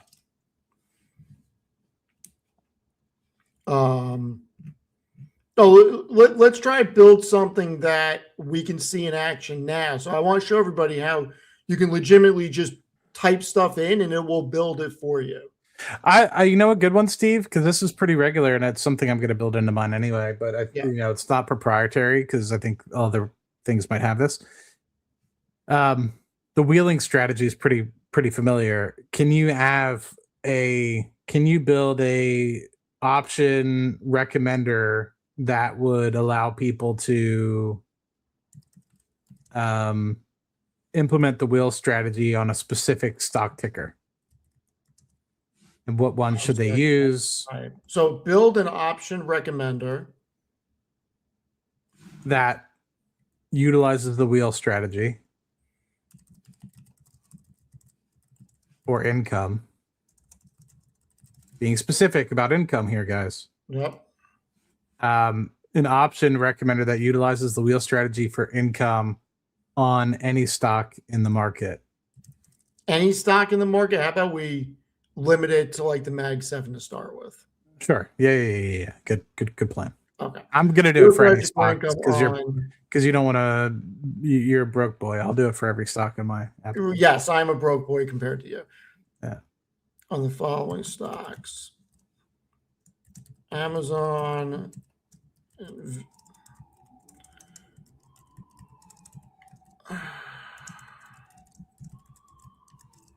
Oh, companies over 500 billion market cap. That's actually not bad. And There's also actually- just do SPY as well, SPY ETF.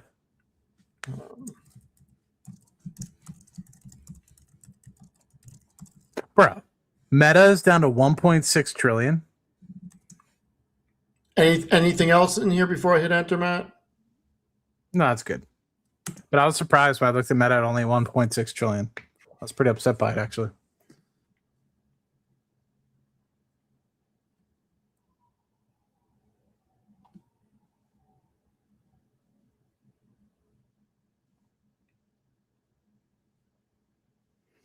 I wonder if we can like give an idea as to what the like does it know that it needs to be at the 0.7 delta? Like what does it know all this? No idea.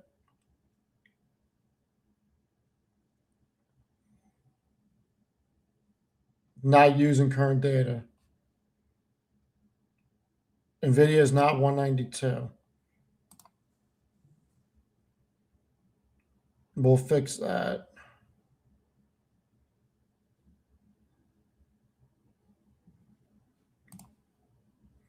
And now it's coding it. And we will fix real-time data, everyone. Yeah, that's not hard. No. This is the cool thing that I want to potentially build into mine is depending on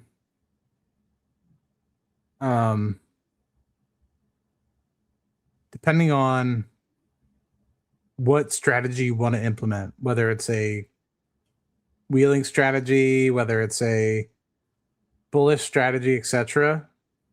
I'm hoping that I can create kind of a template builder for particular opportunities. So OGZ, why should I use Perplexity? If you give me a good reason, I'll go get it. Keep in mind, I know nothing about this stuff. My opinion is this is much better than ChatGPT, but if you're saying Perplexity, tell me why. I'm happy to give it a try.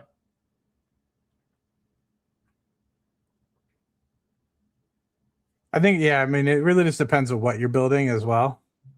Like certain algorithms or LLMs rather would be better for the sports thing than Claude maybe. And it really just depends. Burning through them tokens. And that's why I upgrade to the $200 plan.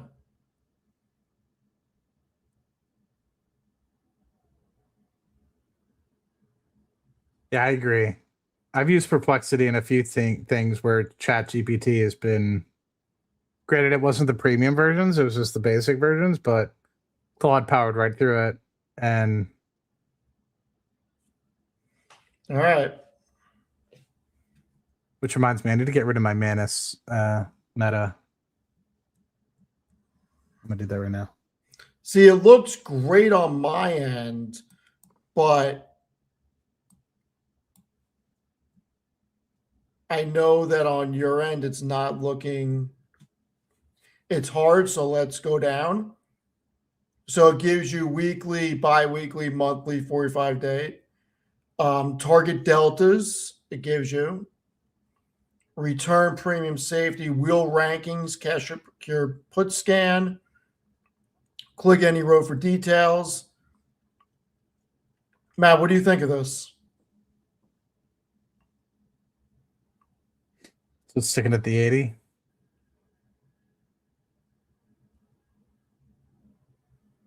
We need to fix that. Phase 1 sell put, and then phase 2 sell call. How many days out?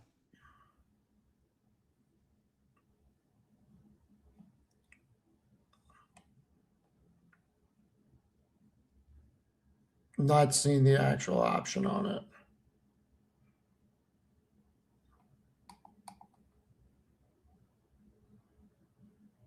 All right, so there's a few things we got to do. One, we need to make sure it has current data because NVIDIA is not 192.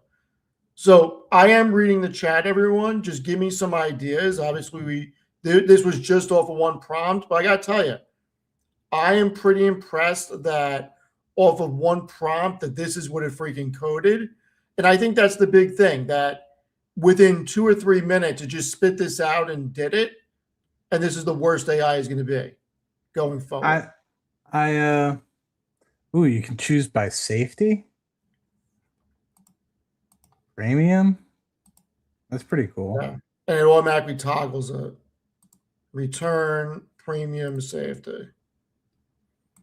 Oh, and it ranks it too. Look at that. So return, Tesla, premium, safety. All right. So For an let's start annualized with return. that. That's pretty cool.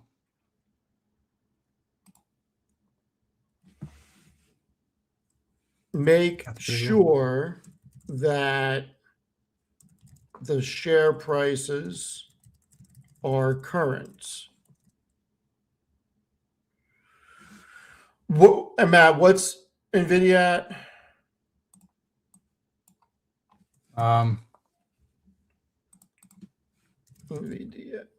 NVIDIA is at 177.19. For instance, NVDA trades for 177.19, and in your app it says 192.85. All right, so let's get that done first, and then we'll start adding some things from the chat.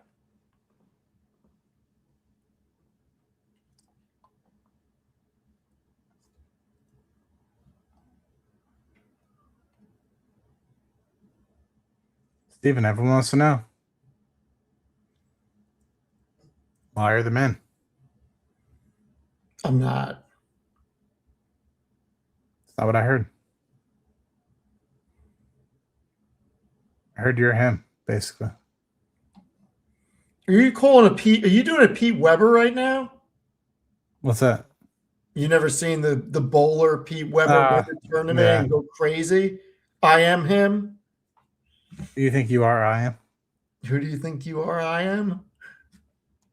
It's you, Steve. Crazy. That is Mr. Steven the Milkman Fiorillo.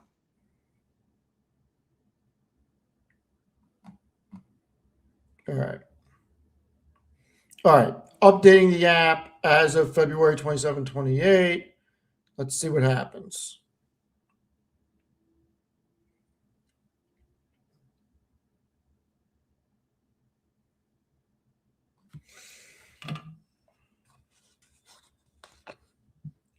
Where's the debt data? Oh, yeah, here we go. SEC filings.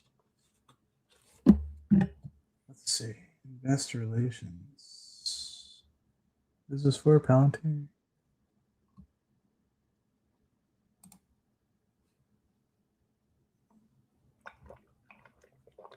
All right. Everything is fixed.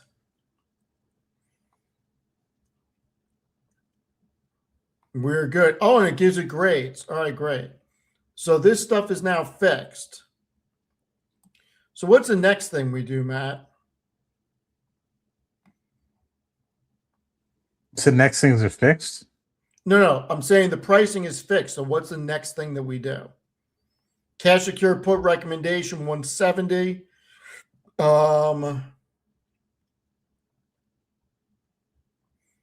So we need the data. Like what? So I guess the thing is, what cash secured put? We need to see.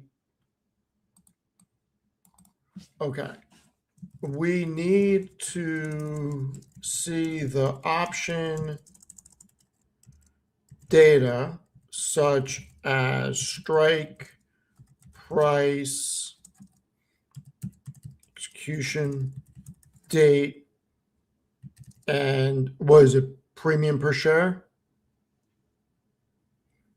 And option price. Yes.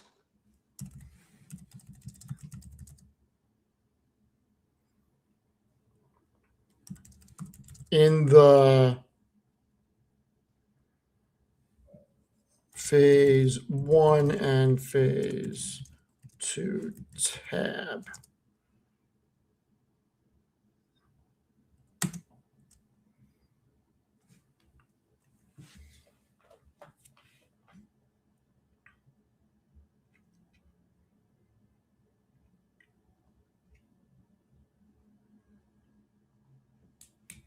Matt, do you think that this is impressive that it can just build it this quickly with everything laid out? I think it's pretty good. I can't complain with it. Yeah, I can't. I think it's pretty interesting. I think it just needs a little bit of nuance. I think it's nice to be able to help with people. I think some people still don't necessarily get it, right? So if you're able to give it some guide rails almost of like, use this delta, this is more safe, this is more extreme, instead of just telling people outright, like, use the 80 delta, right? You know what I mean? Like they're gonna get lost. Versus this, at least they might be able to give some guide rails to an extent,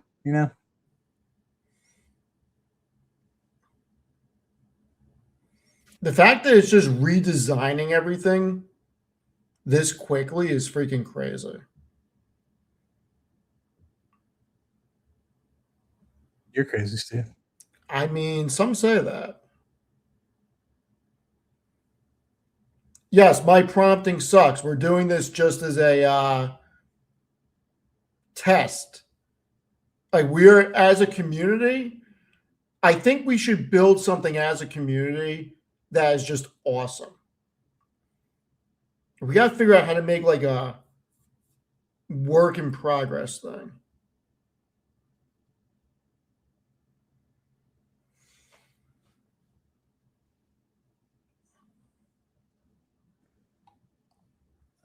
I need to have another. Instead of just going back. Yeah, I need to add. Sorry, I'm working on my own thing. That's a good idea. We should ask GPT to help you create the prompts you put in Claude. Yeah, it's not a bad idea. All right, so it changed everything.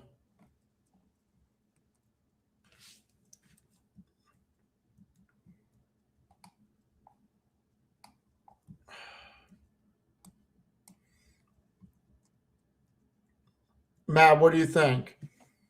Sell to open, strike price 170. I wish I could make it bigger for you guys, but it's not letting me. I don't know why. So freaking annoying. High risk, Steve. So you got 170 strike, expiration date.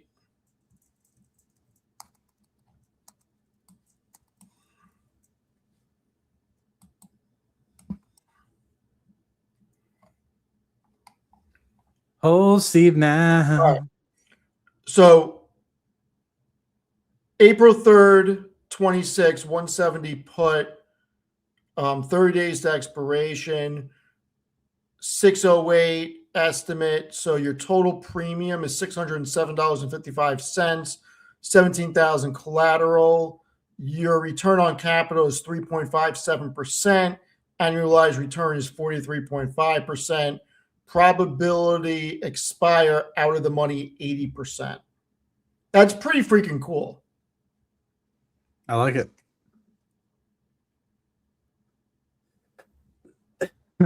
That is awesome. I mean, I gotta say, guys, this is pretty freaking cool. So tell me what else we should put in, guys. If there's anybody here, I mean, all suggestions are welcome. But if anybody can come up with a really good prompt, I will copy and paste it right in, and we will update it live. And I'm going to figure out a way. I need to look into it, but maybe there's a way that I can. So it says publish artifact. I'm going to ask it, what does publish artifact mean?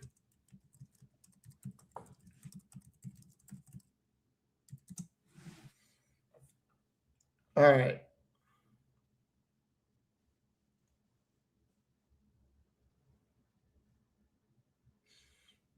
Real John, give me a 200 IQ detailed analysis with projections and master quantability.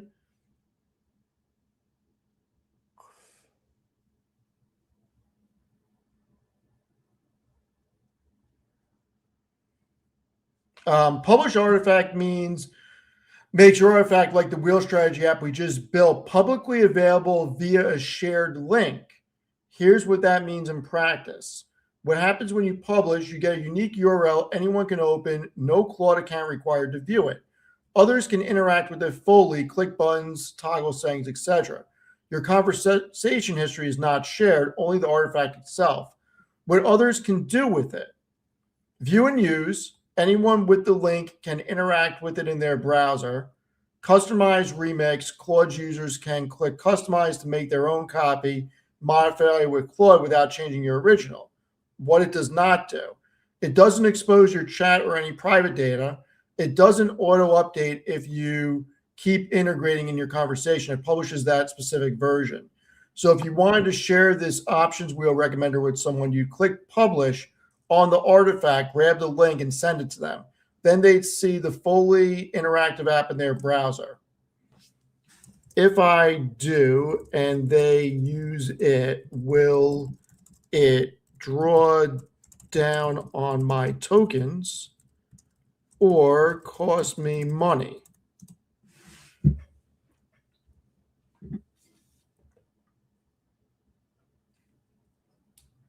No, it won't cost you anything when others use it. When someone uses your Claude-powered app, they Claude authenticate with their existing Claude account, and when you're building and testing, the API usage counts against your plan. But when others use shared app, the usage is on their plan instead. That said, our Wheel Strategy app doesn't make any Claude API calls. It's pure React running in browser with local calculations. So there's no AI token usage at all for you or anyone else. It's essentially a static web app that just renders and computes locally. Nobody's plan gets drawn down by viewing or interacting with it. The token cost consideration only applies to AI-powered artifacts, ones where Claude is being called within the app itself, like a chatbot or AI writing assistant embedded in the artifact. Ours doesn't do that, so you're completely in the clear. All right, everyone. So it doesn't use anybody's. That's pretty cool. Yeah, I would be willing to, once we get it to a good place, I don't think publishing it's a bad idea, the Milk Gang. That may be the new thing. All these things that I build, maybe I'll publish it for members only. So yeah, I've been thinking about that as well.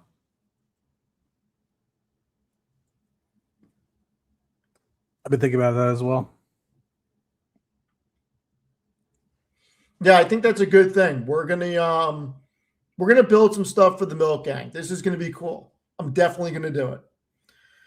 All right, I'm taking suggestions. What do we yes, all of you who got memberships because of Dookie should thank her. She hooked it up for like 100 or 200 memberships.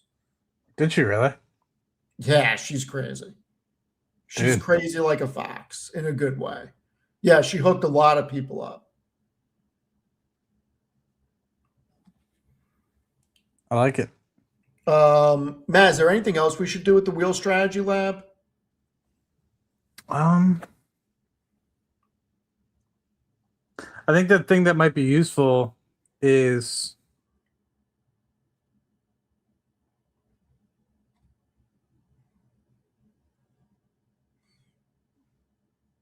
Matt, I'm gonna what I'm gonna do is I'm gonna get a link and send it to you so you can see it better on your end. No, that's fine. I can see it pretty well. Yeah. But yeah, if you want. But I think one of the things that I look at when I'm what's that?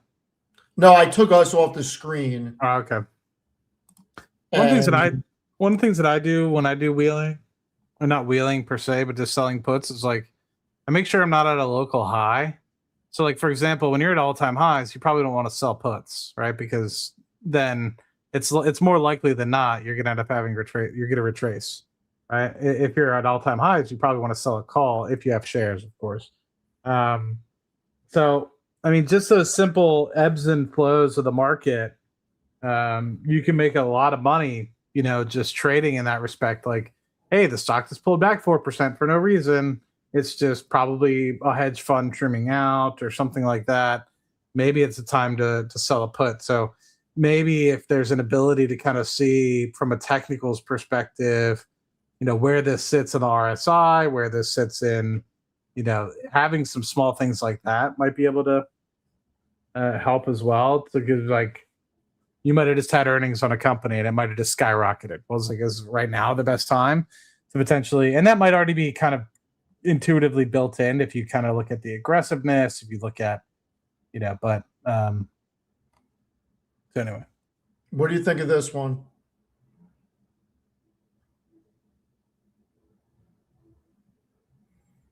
I think JTB John came up with two there I'm considering. So this and the other one. Yeah.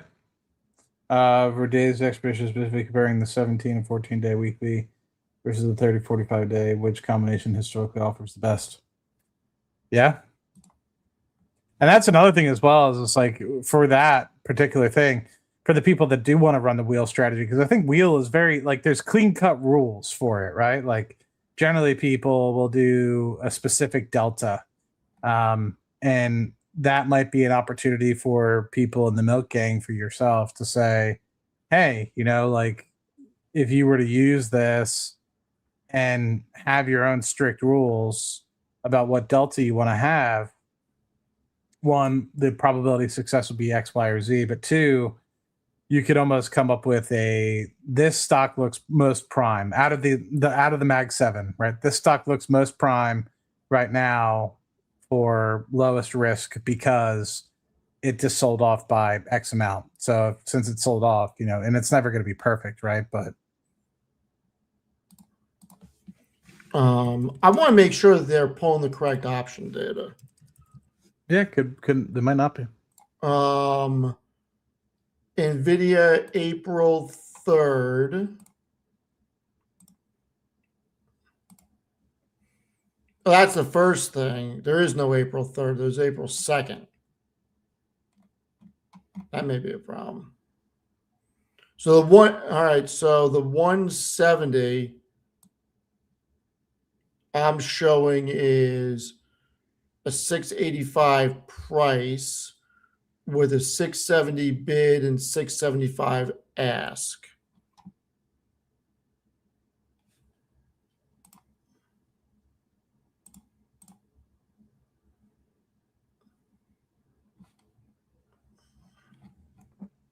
I don't know why I'm showing April 2nd on Seeking Alpha. April 3rd is Friday.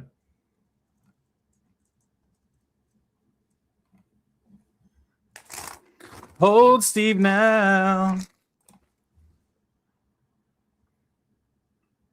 That doesn't make sense. Is April 3rd a holiday? When's Easter? Or Good Friday? Maybe a holiday.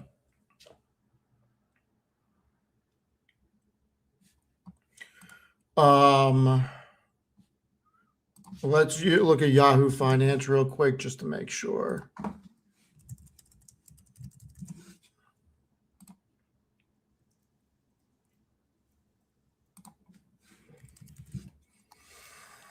Oh boy. All right. NVIDIA options.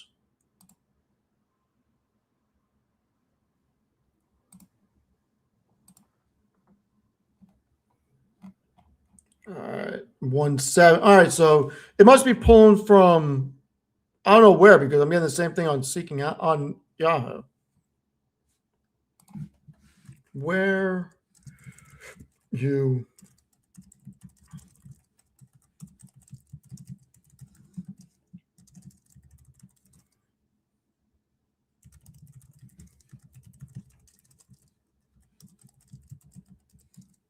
Where Steve is where Steve belongs.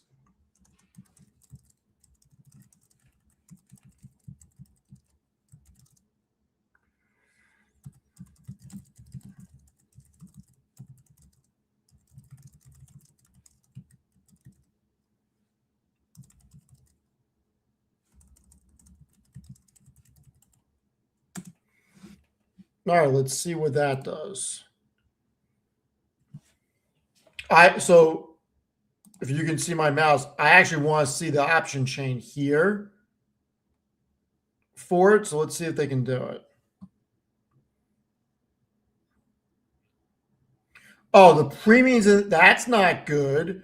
The premiums in the app are estimated using a simplified Black-Scholes approximation not pulled from any live option data feed. That's why they don't match what you're seeing on your broker's chain. Okay. I cannot pull live option data through web search. Those sites all render via JavaScript, and the actual bid-ask volume doesn't come through. The premiums in the app are calculated estimates using a Black-Scholes. Okay. Steve is building Tasty Trade. I can build a mini option chain displaying the multiple strikes. Okay, blah, blah, blah.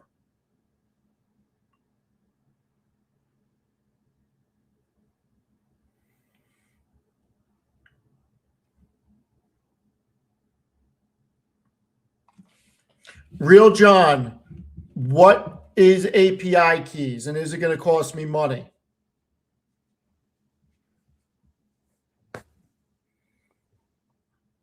Yes or no?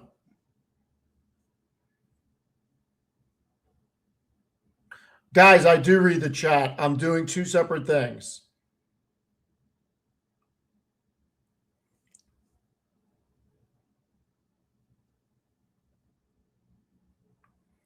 Yes, it's going to, okay. API keys will need paid plan. Shit. Why can't you scrape it off of freaking Yahoo? Sometimes you can. All right, so it built me a mini option chain.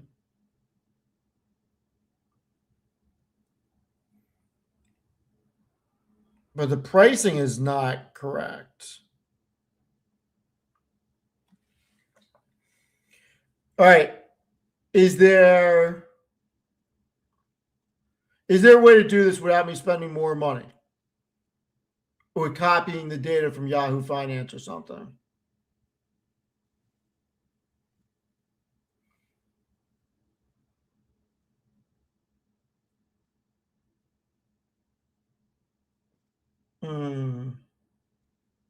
Claude will only give you a sample. You have to use API.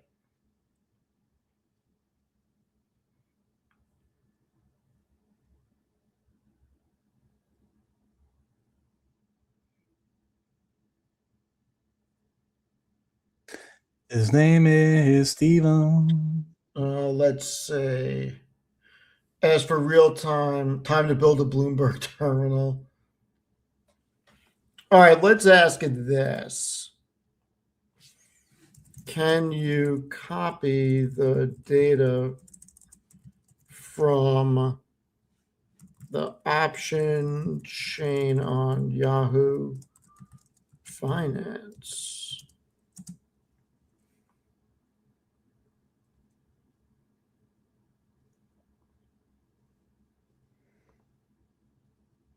Would you ask it? That's actual data from Yahoo Finance. Yeah.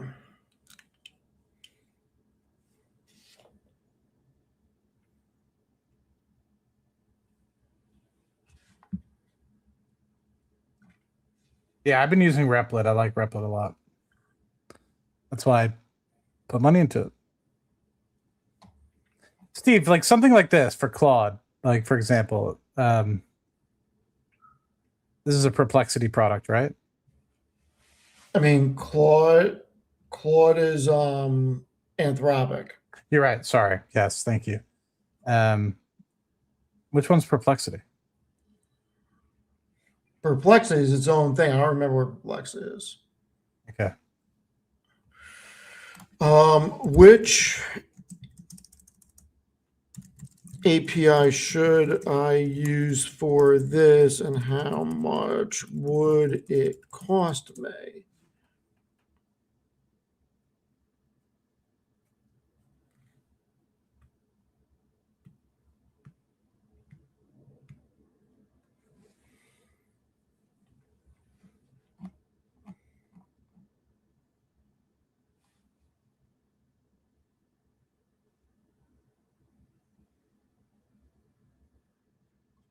So, Steve, when are you uploading your sports thing?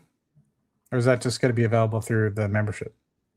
I need to fix it first. I mean, I may do the newsletter. The newsletter is good. Did you see? Did I show you the fake Chris Camillo? You were showing it on members only last night, I think, or did you show it on the normal stream? I forget. Members only. Yeah, I have no idea how to code. That's not what I do for a living. I've never coded. Yahoo Finance API is free. Is that true? Probably. John Sargent tagged you on something on X. I don't know what. Wait, what? John Sargent tagged you on X for something. I don't know what. I don't know if he's something with respect to.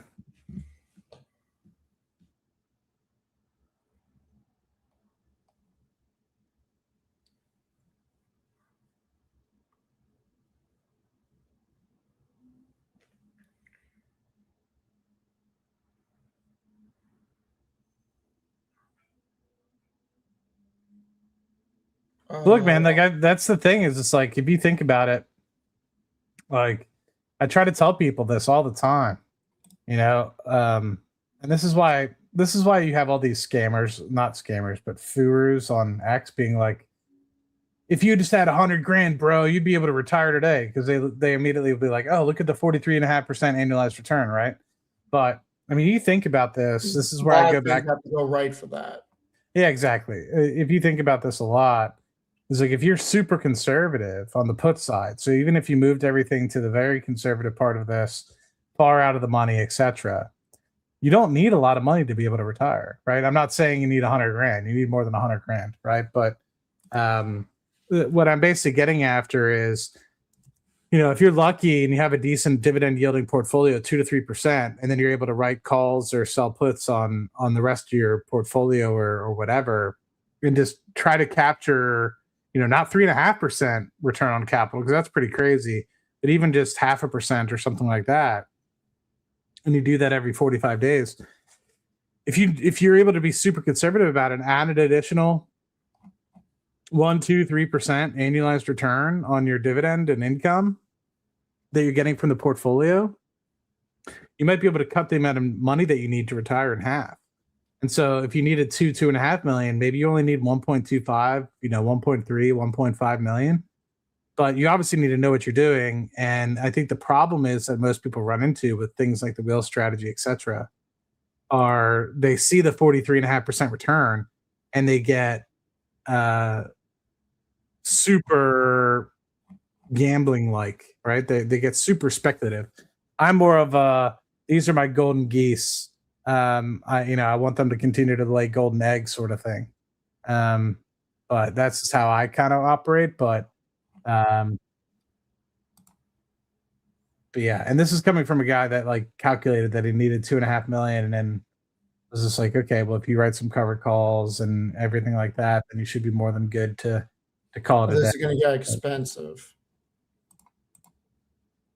So they're saying that this is the one to get. Is it works with Claude, ChatGPT, et cetera, this shit's going to get expensive. Which one? So I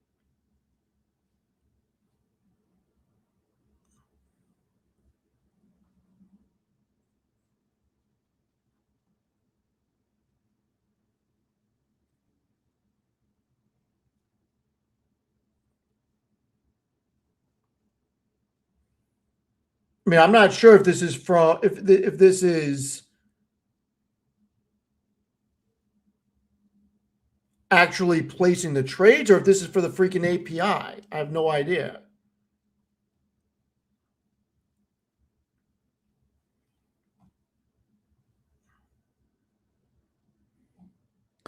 See, this is why they pay the big bucks, man.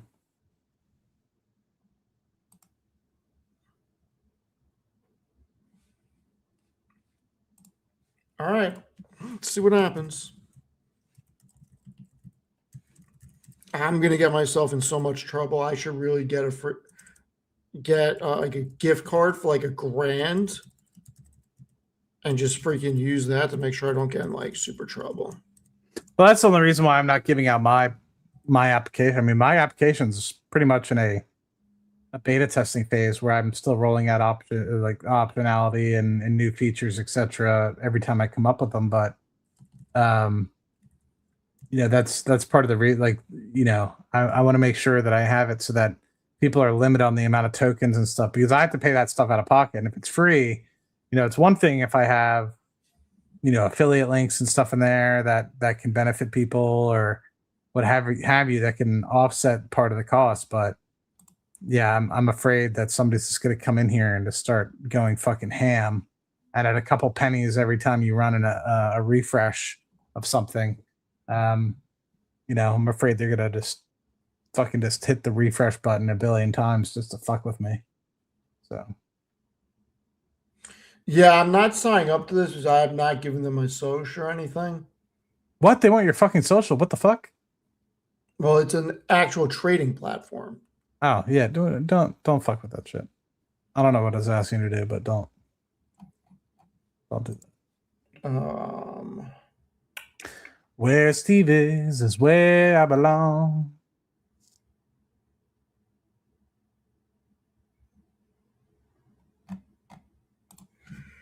Are there any free APIs I could use for this? Steve, why not Every build broker has an API. why not use your skills to create a agent that makes you cookies? I mean, I need a robot first.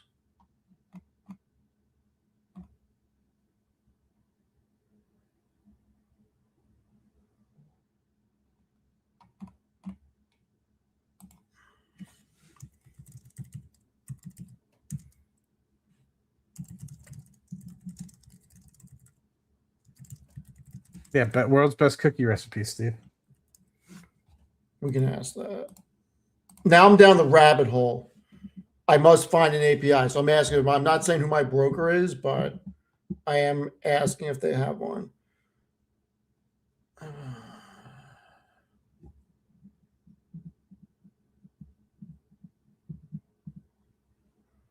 Completely free.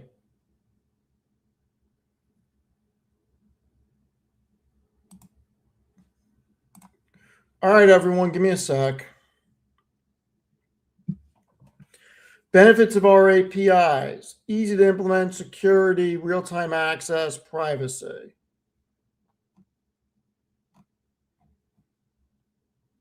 Okay. I guess we're getting somewhere, Matt. Are we, Steve? We're getting somewhere.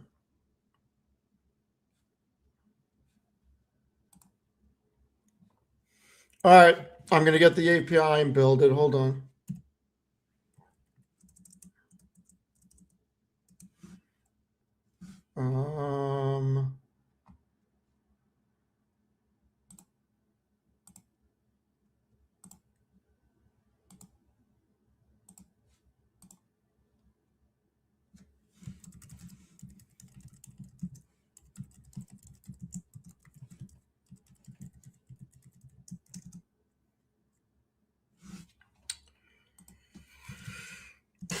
So annoying.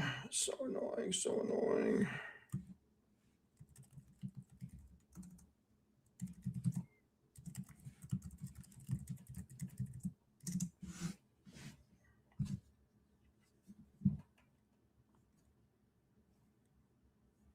Steve, you're a good man. I don't know if I told you that today. Trying to be a good role model. Not just a good role model, Steve. A good man. I gave my nephew $100 today. What did he do to deserve it? Just being him? He got a stripe on his belt. I think he's a blue or brown belt, and 99 on a test.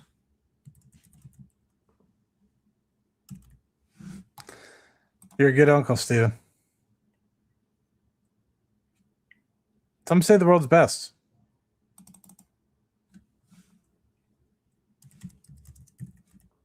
Some say the world's best, Uncle.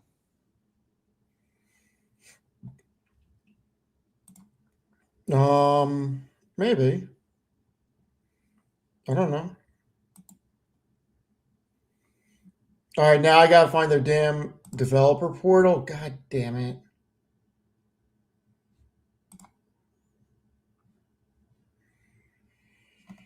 This is gonna take a long fucking time.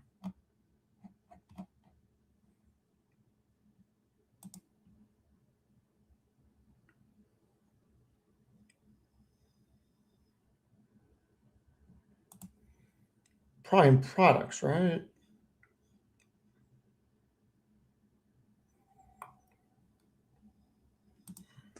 That's where Steve is. All right.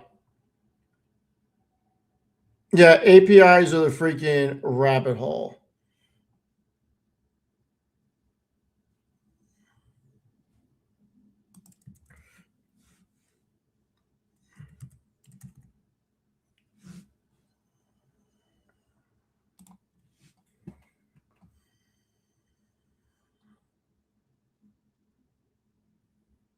That's where Steve belongs.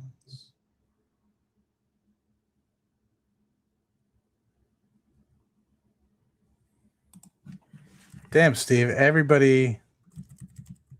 The only person that didn't add to Amazon last quarter was Berkshire Hathaway. Everybody else added. It's undervalued.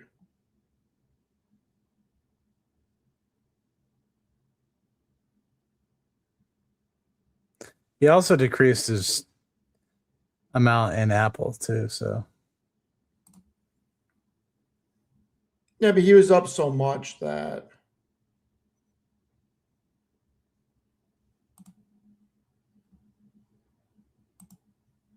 and Berkshire Hathaway, 8% I don't share. want to create a new. Why do I have to create a new account?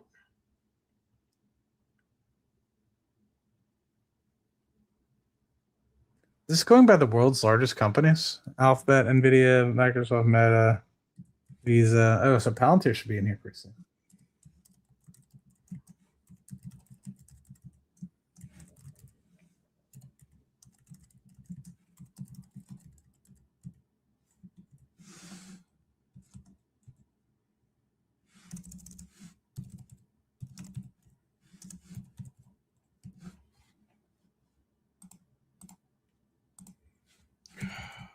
I apologize, everybody. This is harder than it looks.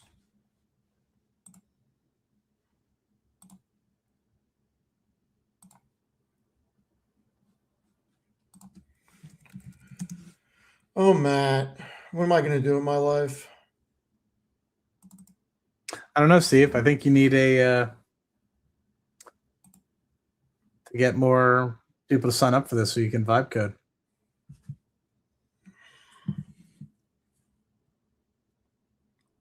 It is pretty cool that it should run mostly off of your computer. Yeah, I want to make this for everybody. It may not get done tonight, but I am going to put this out once it's ready for the Milk Gang. For the gang. For the gang. I would use it, Steve. I was going to make something comparable. I was going to do for wheeling, for more retirement income base, for aggressive swing trading. But wheeling is the easiest one because I think that one you can have guardrails on like you have. So Yeah.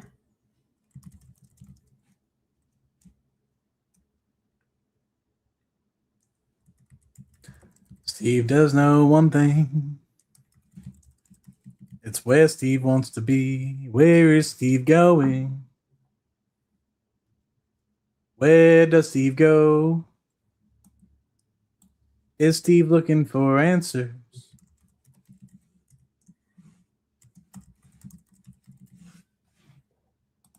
Steve, what was for lunch today?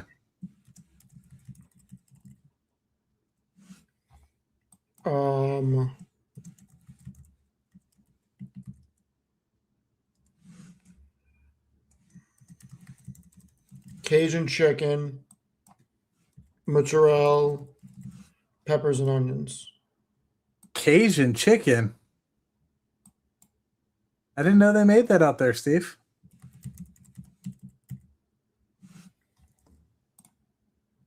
What do you mean?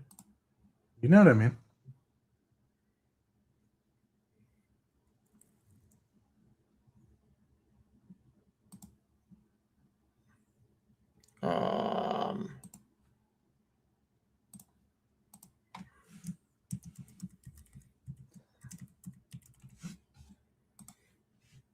Sometimes these things happen.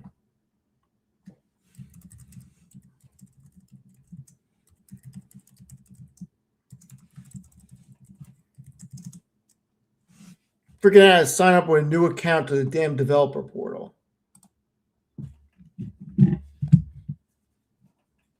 So fucking annoying.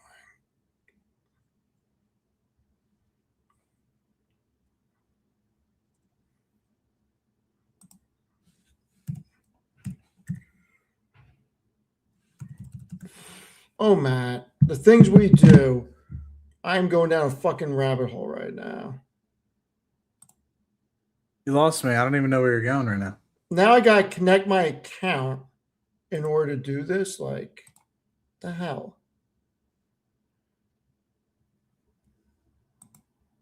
Yes, I want Trader API.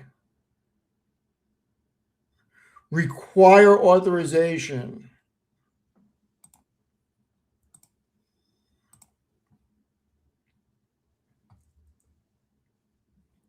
All right, it's now saying that I have to allow 2 business days for an enterprise administrator to review the request. Steve, I don't know. I am going to get this built for everybody. I am going to get this built for everybody. I apologize. All right, Matt, what do we want to talk about? I don't know, Steve. It's 11:30, almost midnight your time. I don't know if anyone else has some thoughts that they want to ask about in the market, maybe a little Q&A. Hollis is here. Yep, Hollis, you're correct. We're not figuring this out tonight considering my broker needs 2 days to approve my API access, so I cannot link it. We are going to build a product for everybody.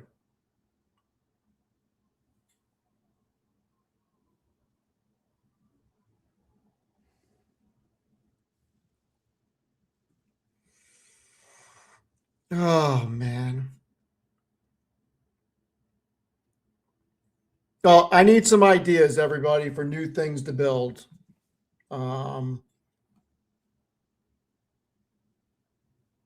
You know, Matt, we're gonna put something out there for the Milk Gang. So I do have this built. So the alpha angle is built, everybody. So we're gonna put this out. Show everybody what it looks like.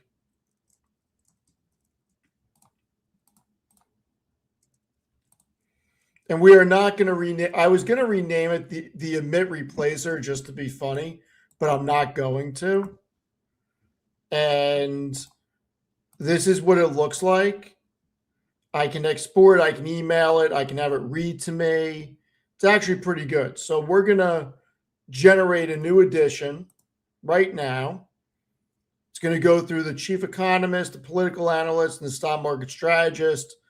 I'm going to download it. I'm going to put it up for members only. And we'll start with that. That way the members get something out of all this. You're It counting is in. not the Emit Replacer. That's what I heard you were trying to make, Steve. It's not. It is not.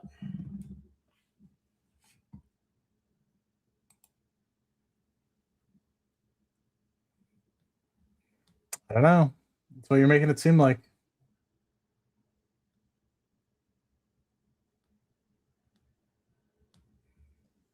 What you're making it seem like, Steve.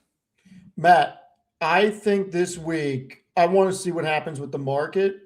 I'm getting, if Amazon drops below 195, I think that's going to be a key level for me to add. What do you think?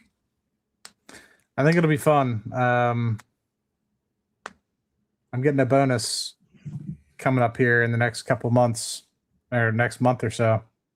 I was going to use it to potentially buy another house, but I mean, if Amazon's that cheap, it'd be stupid not to.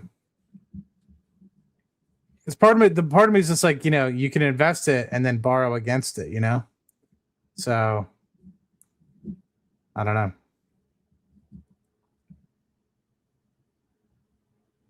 It's hard, Steve. Hard.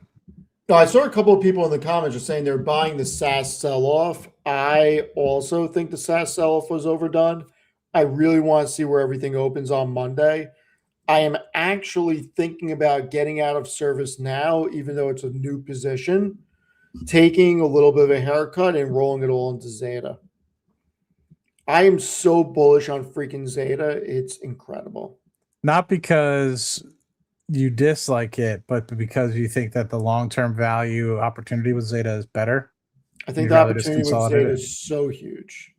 Well, let me ask a question, because I've bought calls for, I don't normally do this. I don't normally take these sorts of swing trades, but sometimes I do. And so I bought $815 calls on ServiceNow for August 2026 because my anticipation was that it would have a quicker turnaround than it has.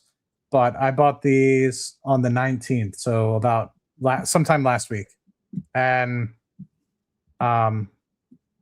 curious on, do you think I'm dumb? What's the deal? No, I think ServiceNow is undervalued here. I don't think ServiceNow is going away. I think ServiceNow and Salesforce are the two. Sam interviewed Steinberg. I did not see that. I had a feeling that's who it was, but I did not see that. So I'm calling it Service Meow, Steven. Some would. Steven, I have bad news. What's the news? Leading up to our conversation tomorrow about our small portfolio challenge. Yep. What's that? It's not really bad news per se, but I got assigned another stock position. Okay. Make sure your numbers are accurate. You saying I'm scheming, Steve? No, you got assigned a position. Make sure everything's in there. Yeah, because I'm already down. I don't want you having to update stuff on the fly. I'm already down 15% on it, Steve. No bueno.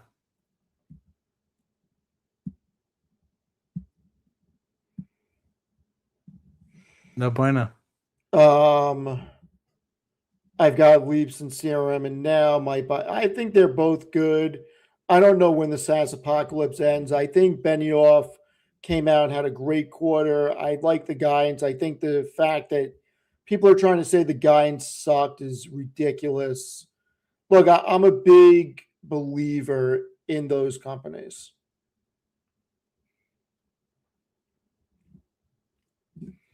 Nick, what price did you get assigned shares of NVIDIA?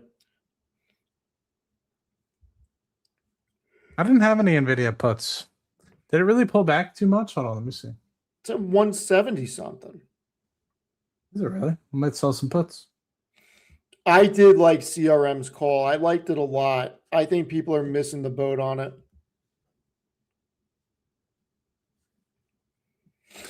Somebody asked what I do for a living. I'm a petroleum engineer by education, but I work for a pretty large oil and gas company in the upstream segment of the business, mostly focused around portfolio management. I'm available on LinkedIn if you want to really search deep.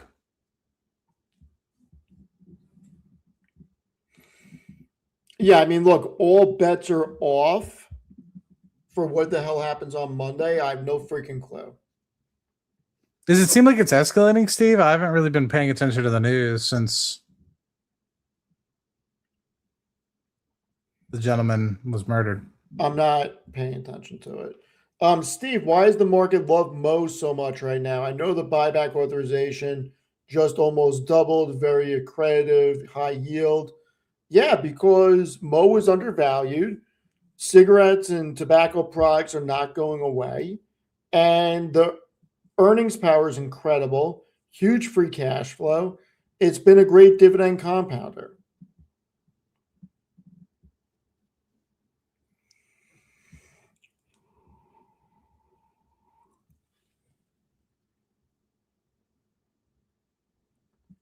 Steven, you're a good man. Well, the agent pipeline is compiling all the research into the alpha angle, and then it will be going up on members only. I will What was that? download What it. was that I will piece? put it up. What did you What? say, Steve? What did you say? I said the agent pipeline is compiling all the research into the alpha angle. I'm going to download it and throw it up on YouTube. Members only.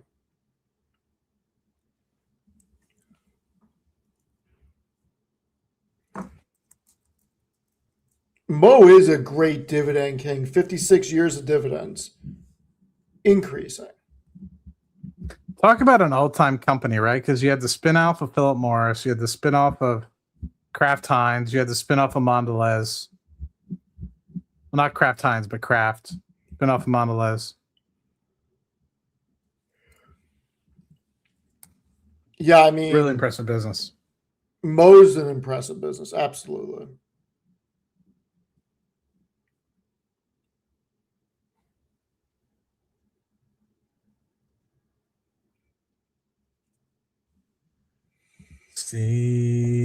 SoFi puts are easy money right now. I haven't even looked at them. I have no idea.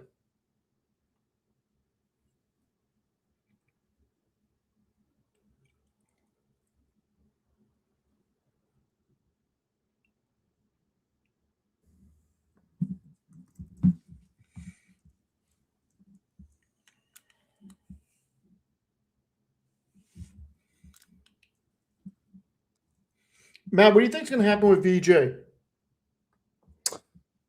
In the this particular quarter, or No, just do you think the situation overseas is going to impact them, or do you think it's going to be good for them because there could be energy shortage, so more people need LNG from the U.S.?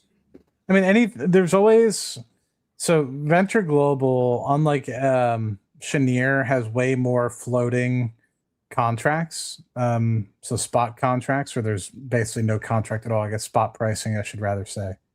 And anytime there's a spike up in TTF, which is a title transfer facility in Europe, or JKM, which is a Japanese Korea marker, and the Henry Hub price stays relatively unchanged, then there's always going to be a benefit to the stock just based off the spot pricing.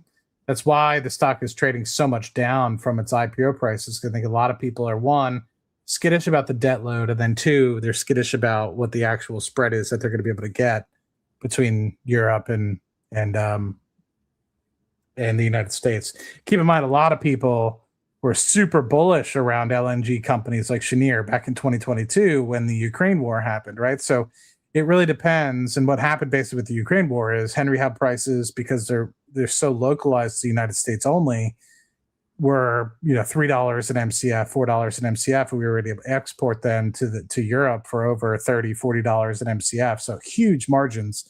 And Cheniere made a lot of money back in 2022 because of it.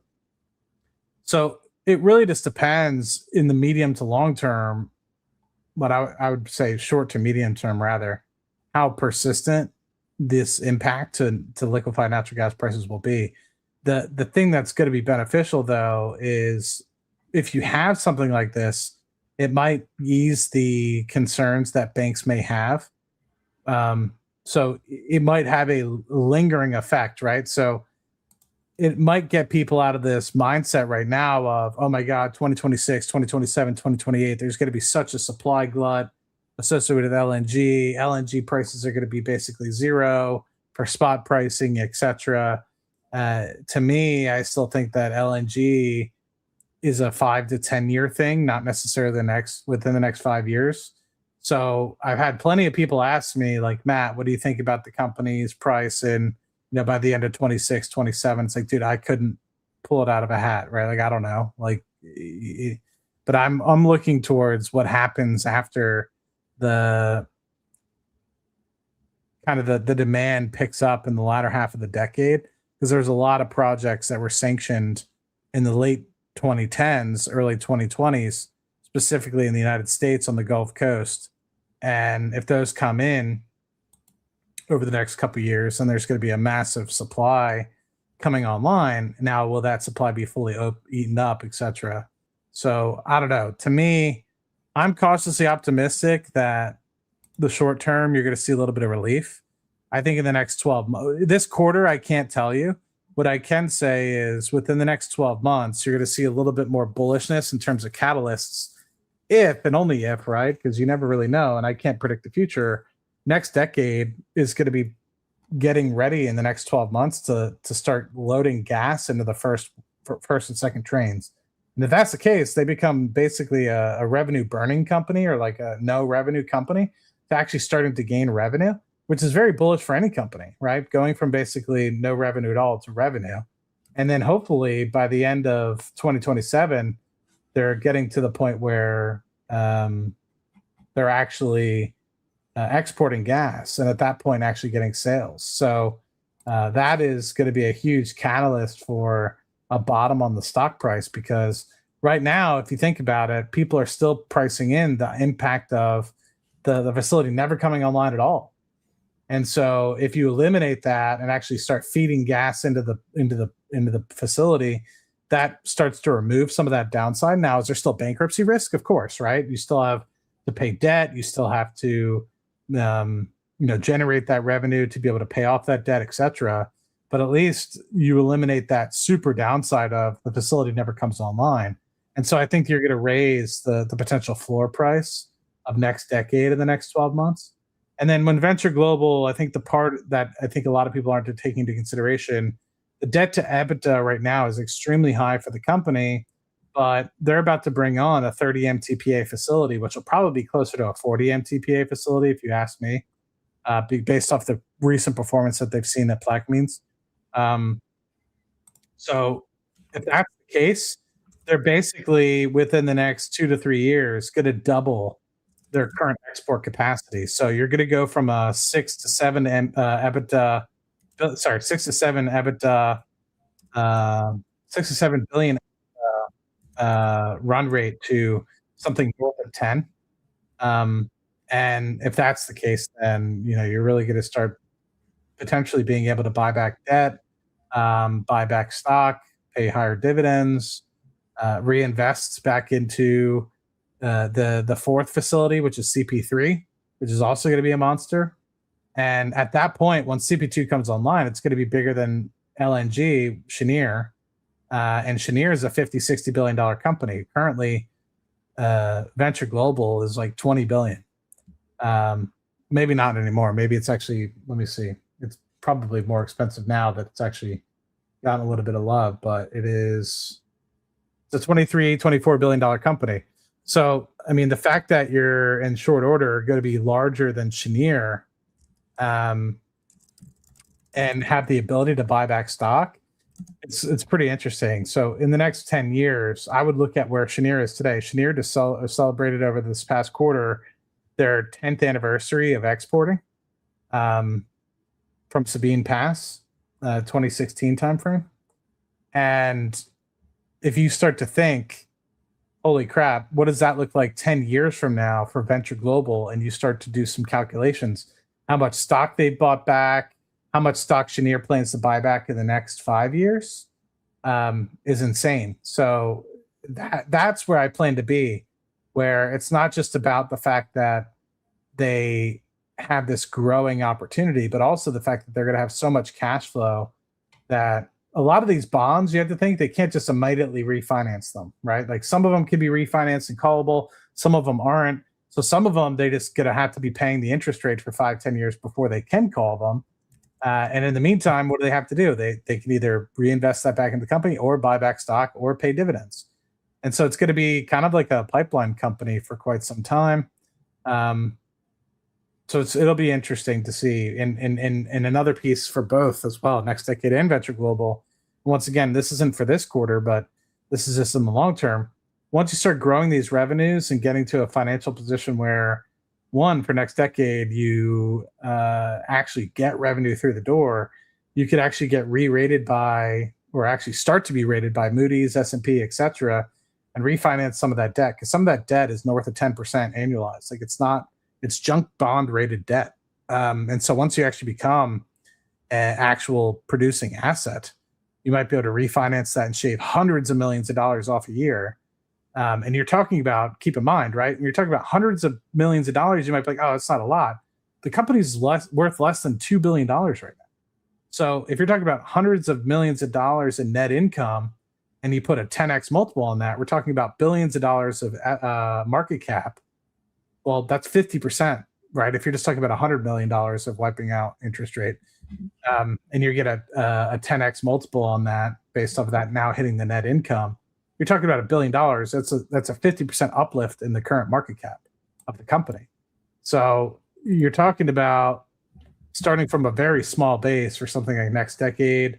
In Venture Global, you're talking about doing something comparable. The assets themselves are running very cash flow positive. The debt on the assets themselves are very good. The problem with Venture Global at the moment is at the corporate level, the debt still has not come down entirely. And so having that ability to refinance that company level debt will be very beneficial as well. So The real question is, are you buying more? every time I get a paycheck, I buy more.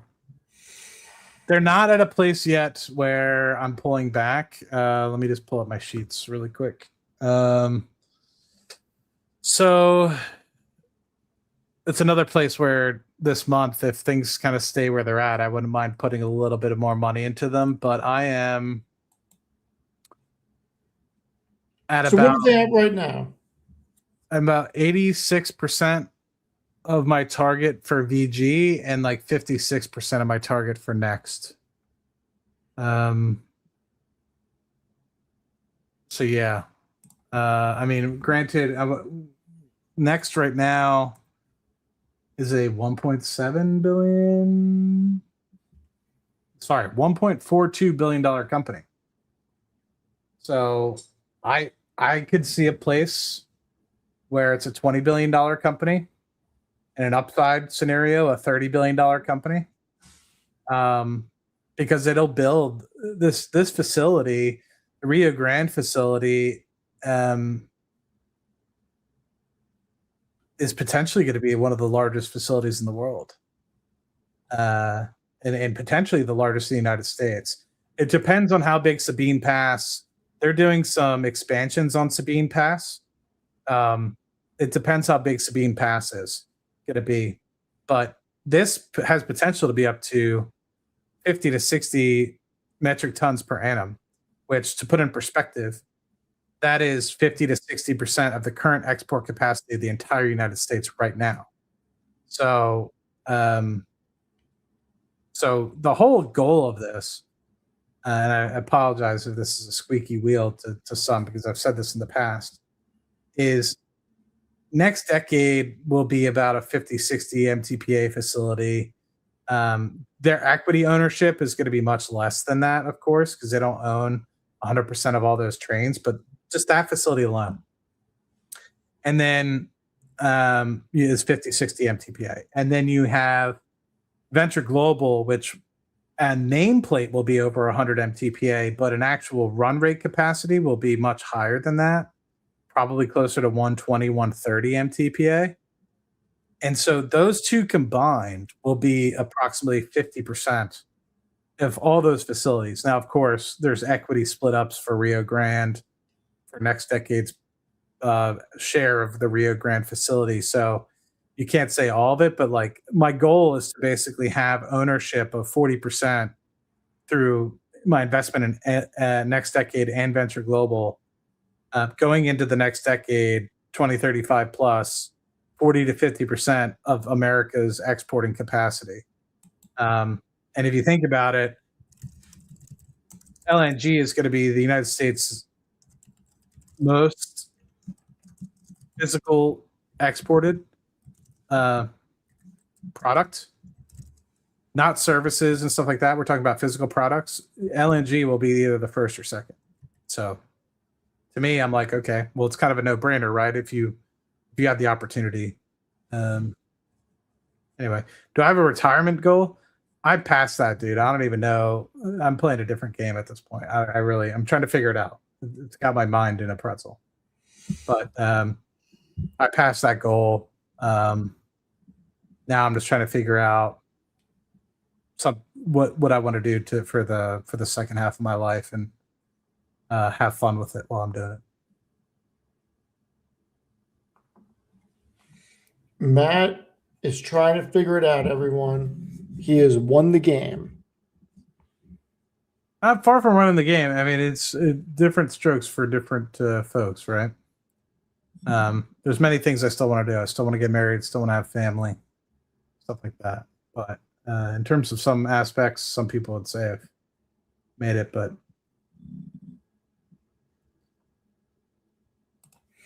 yeah, I mean, that would be interesting, Matt. But if you're playing a different game, how do we get to the next level? That's the question. Steve,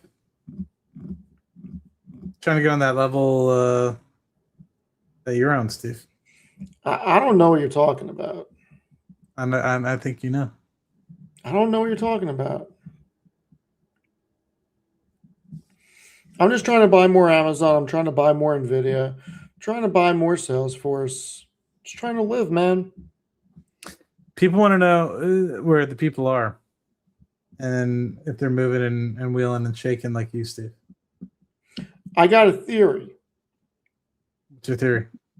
What if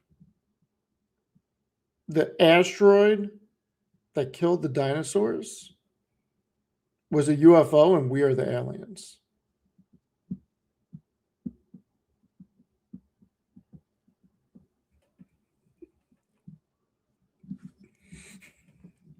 Steve, what are you doing? What are you doing, dude? No. What? Say it again. What if the asteroid that hit Earth and killed the dinosaurs, what if that was a UFO and we are the aliens?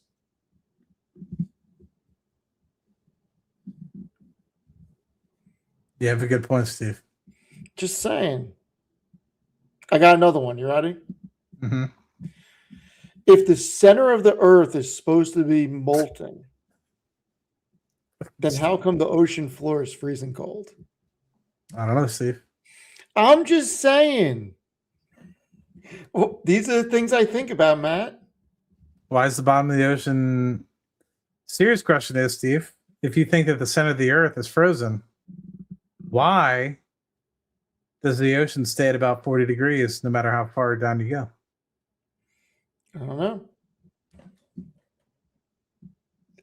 It's like clockwork, Steve. It's like clockwork. Trust me, I work in the Gulf of America. You know, some of my jobs have been in the Gulf of America, and 4,500 feet, which is just about, just shy of a mile down below the Earth's surface, it's 40 degrees. You go down, to the southwest part of the Gulf of Mexico, it's 8,500, 9,000 feet, just shy of, 1.75 miles below, also 40 degrees. So I want to answer Matt Hollis's comment. I have watched a bunch of flat Earth stuff just to freaking laugh. I gotta tell you, I want to hang out with these people. They actually have a flat Earth convention. They've drawn their own maps. It is like I've gone down the rabbit hole on this. It is so wild. Like the flat earthers are a community that like I just want to go and be a fly on the wall. It's wild. It's almost as wild as the people. Have you ever seen the remote viewing things that these people are trying to convince people that they can remote view things and they can remote view into like the intergalactic alien federation? It is freaking wild. Like I want whatever they're on. You ever see some of those dudes like flying in a helicopter and they're like, "Look, it's the Antarctic wall. Yes. They won't let you behind it." And then like they try to like AI some shit behind it, like make you think that there's like a whole nother world behind Yeah, and Antarctica. that there's some big treaty. Yeah, I've seen all that stuff. I watched one thing on Instagram, and then like my whole feed became this stuff. Steve, that's why I don't watch it, Steve. The funny thing is, my dad's a rocket scientist, and I basically tried convincing him the Earth is flat, and he got so mad. He's aerospace or aeronautical? I'll tell you afterwards. Okay, you never told me this. So he got so mad at me. Like I tried my best convincing him that I believe the Earth was flat. Oh, the moon landing's the one that really pissed him off. I told him that the moon landing was done in the studio. Was what? I Done in told the him studio? I told him the footage of the moon landing was done in the studio.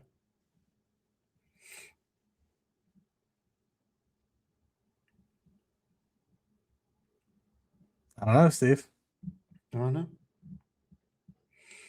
I don't know, everyone. I don't know.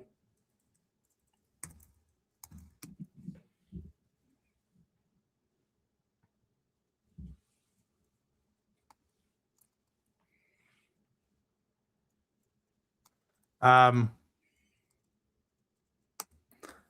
some more Amazon, huh? That's where you're buying?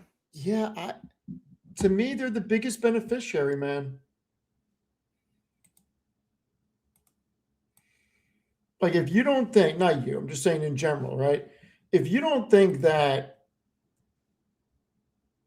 they are going to be one of the biggest, if not the biggest beneficiary of AI and robotics, I don't know what to say. I mean, I fully believe this.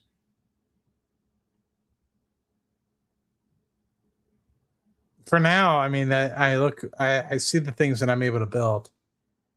And dude, can I just say, so I think some people know what I'm building, right? Yes. You ever heard of a stock called NA? No.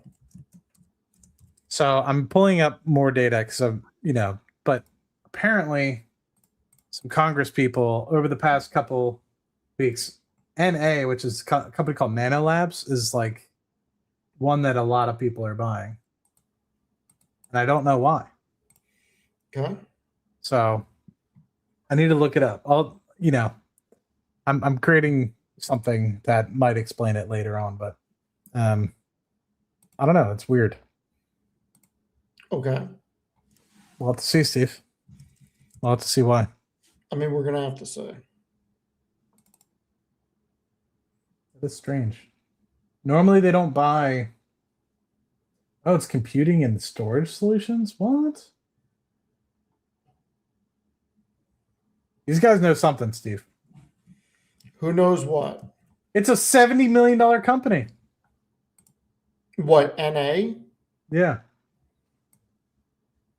Interesting why multiple over the past quarter Congress people would buy into this.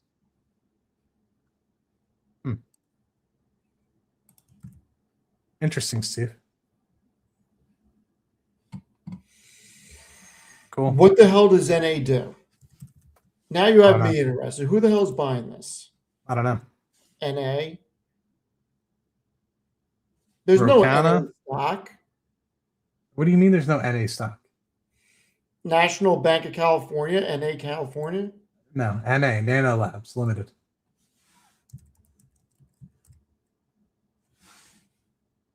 Now I found it. $2.95. All right, so who's buying it? I don't know. Let me search. I just updated a bunch of NA. We had Kelly Morrison buy it, Scott Peters.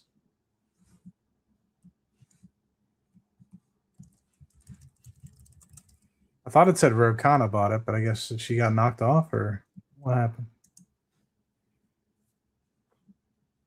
Can I type in Rokana? The Rokana bought it? I need to update this tool to be able to search senators and stuff. But all right, Steve, I'm calling it. All right, Matt. You're a good man. You're a good role model. All right, everyone. I signed up for APIs. I will build something for everybody. And we'll go from there. Appreciate everybody being here and hanging out. Went down Love a you couple all. of rabbit holes. Saturday nights are normally, we start with stocks and then we end up somewhere else. So thank you, everybody, for joining. Glad that we entertained you guys. And we will see everybody later. Have a great night, everyone. Hollis, looking forward to seeing you Love you all. in a couple weeks. Matt. Sorry, Chris hates us and had something come up. All right, everyone. Matt and I will be on tomorrow at some point for the small account portfolio. Yes. We'll see everybody then. Have a great night. Love you.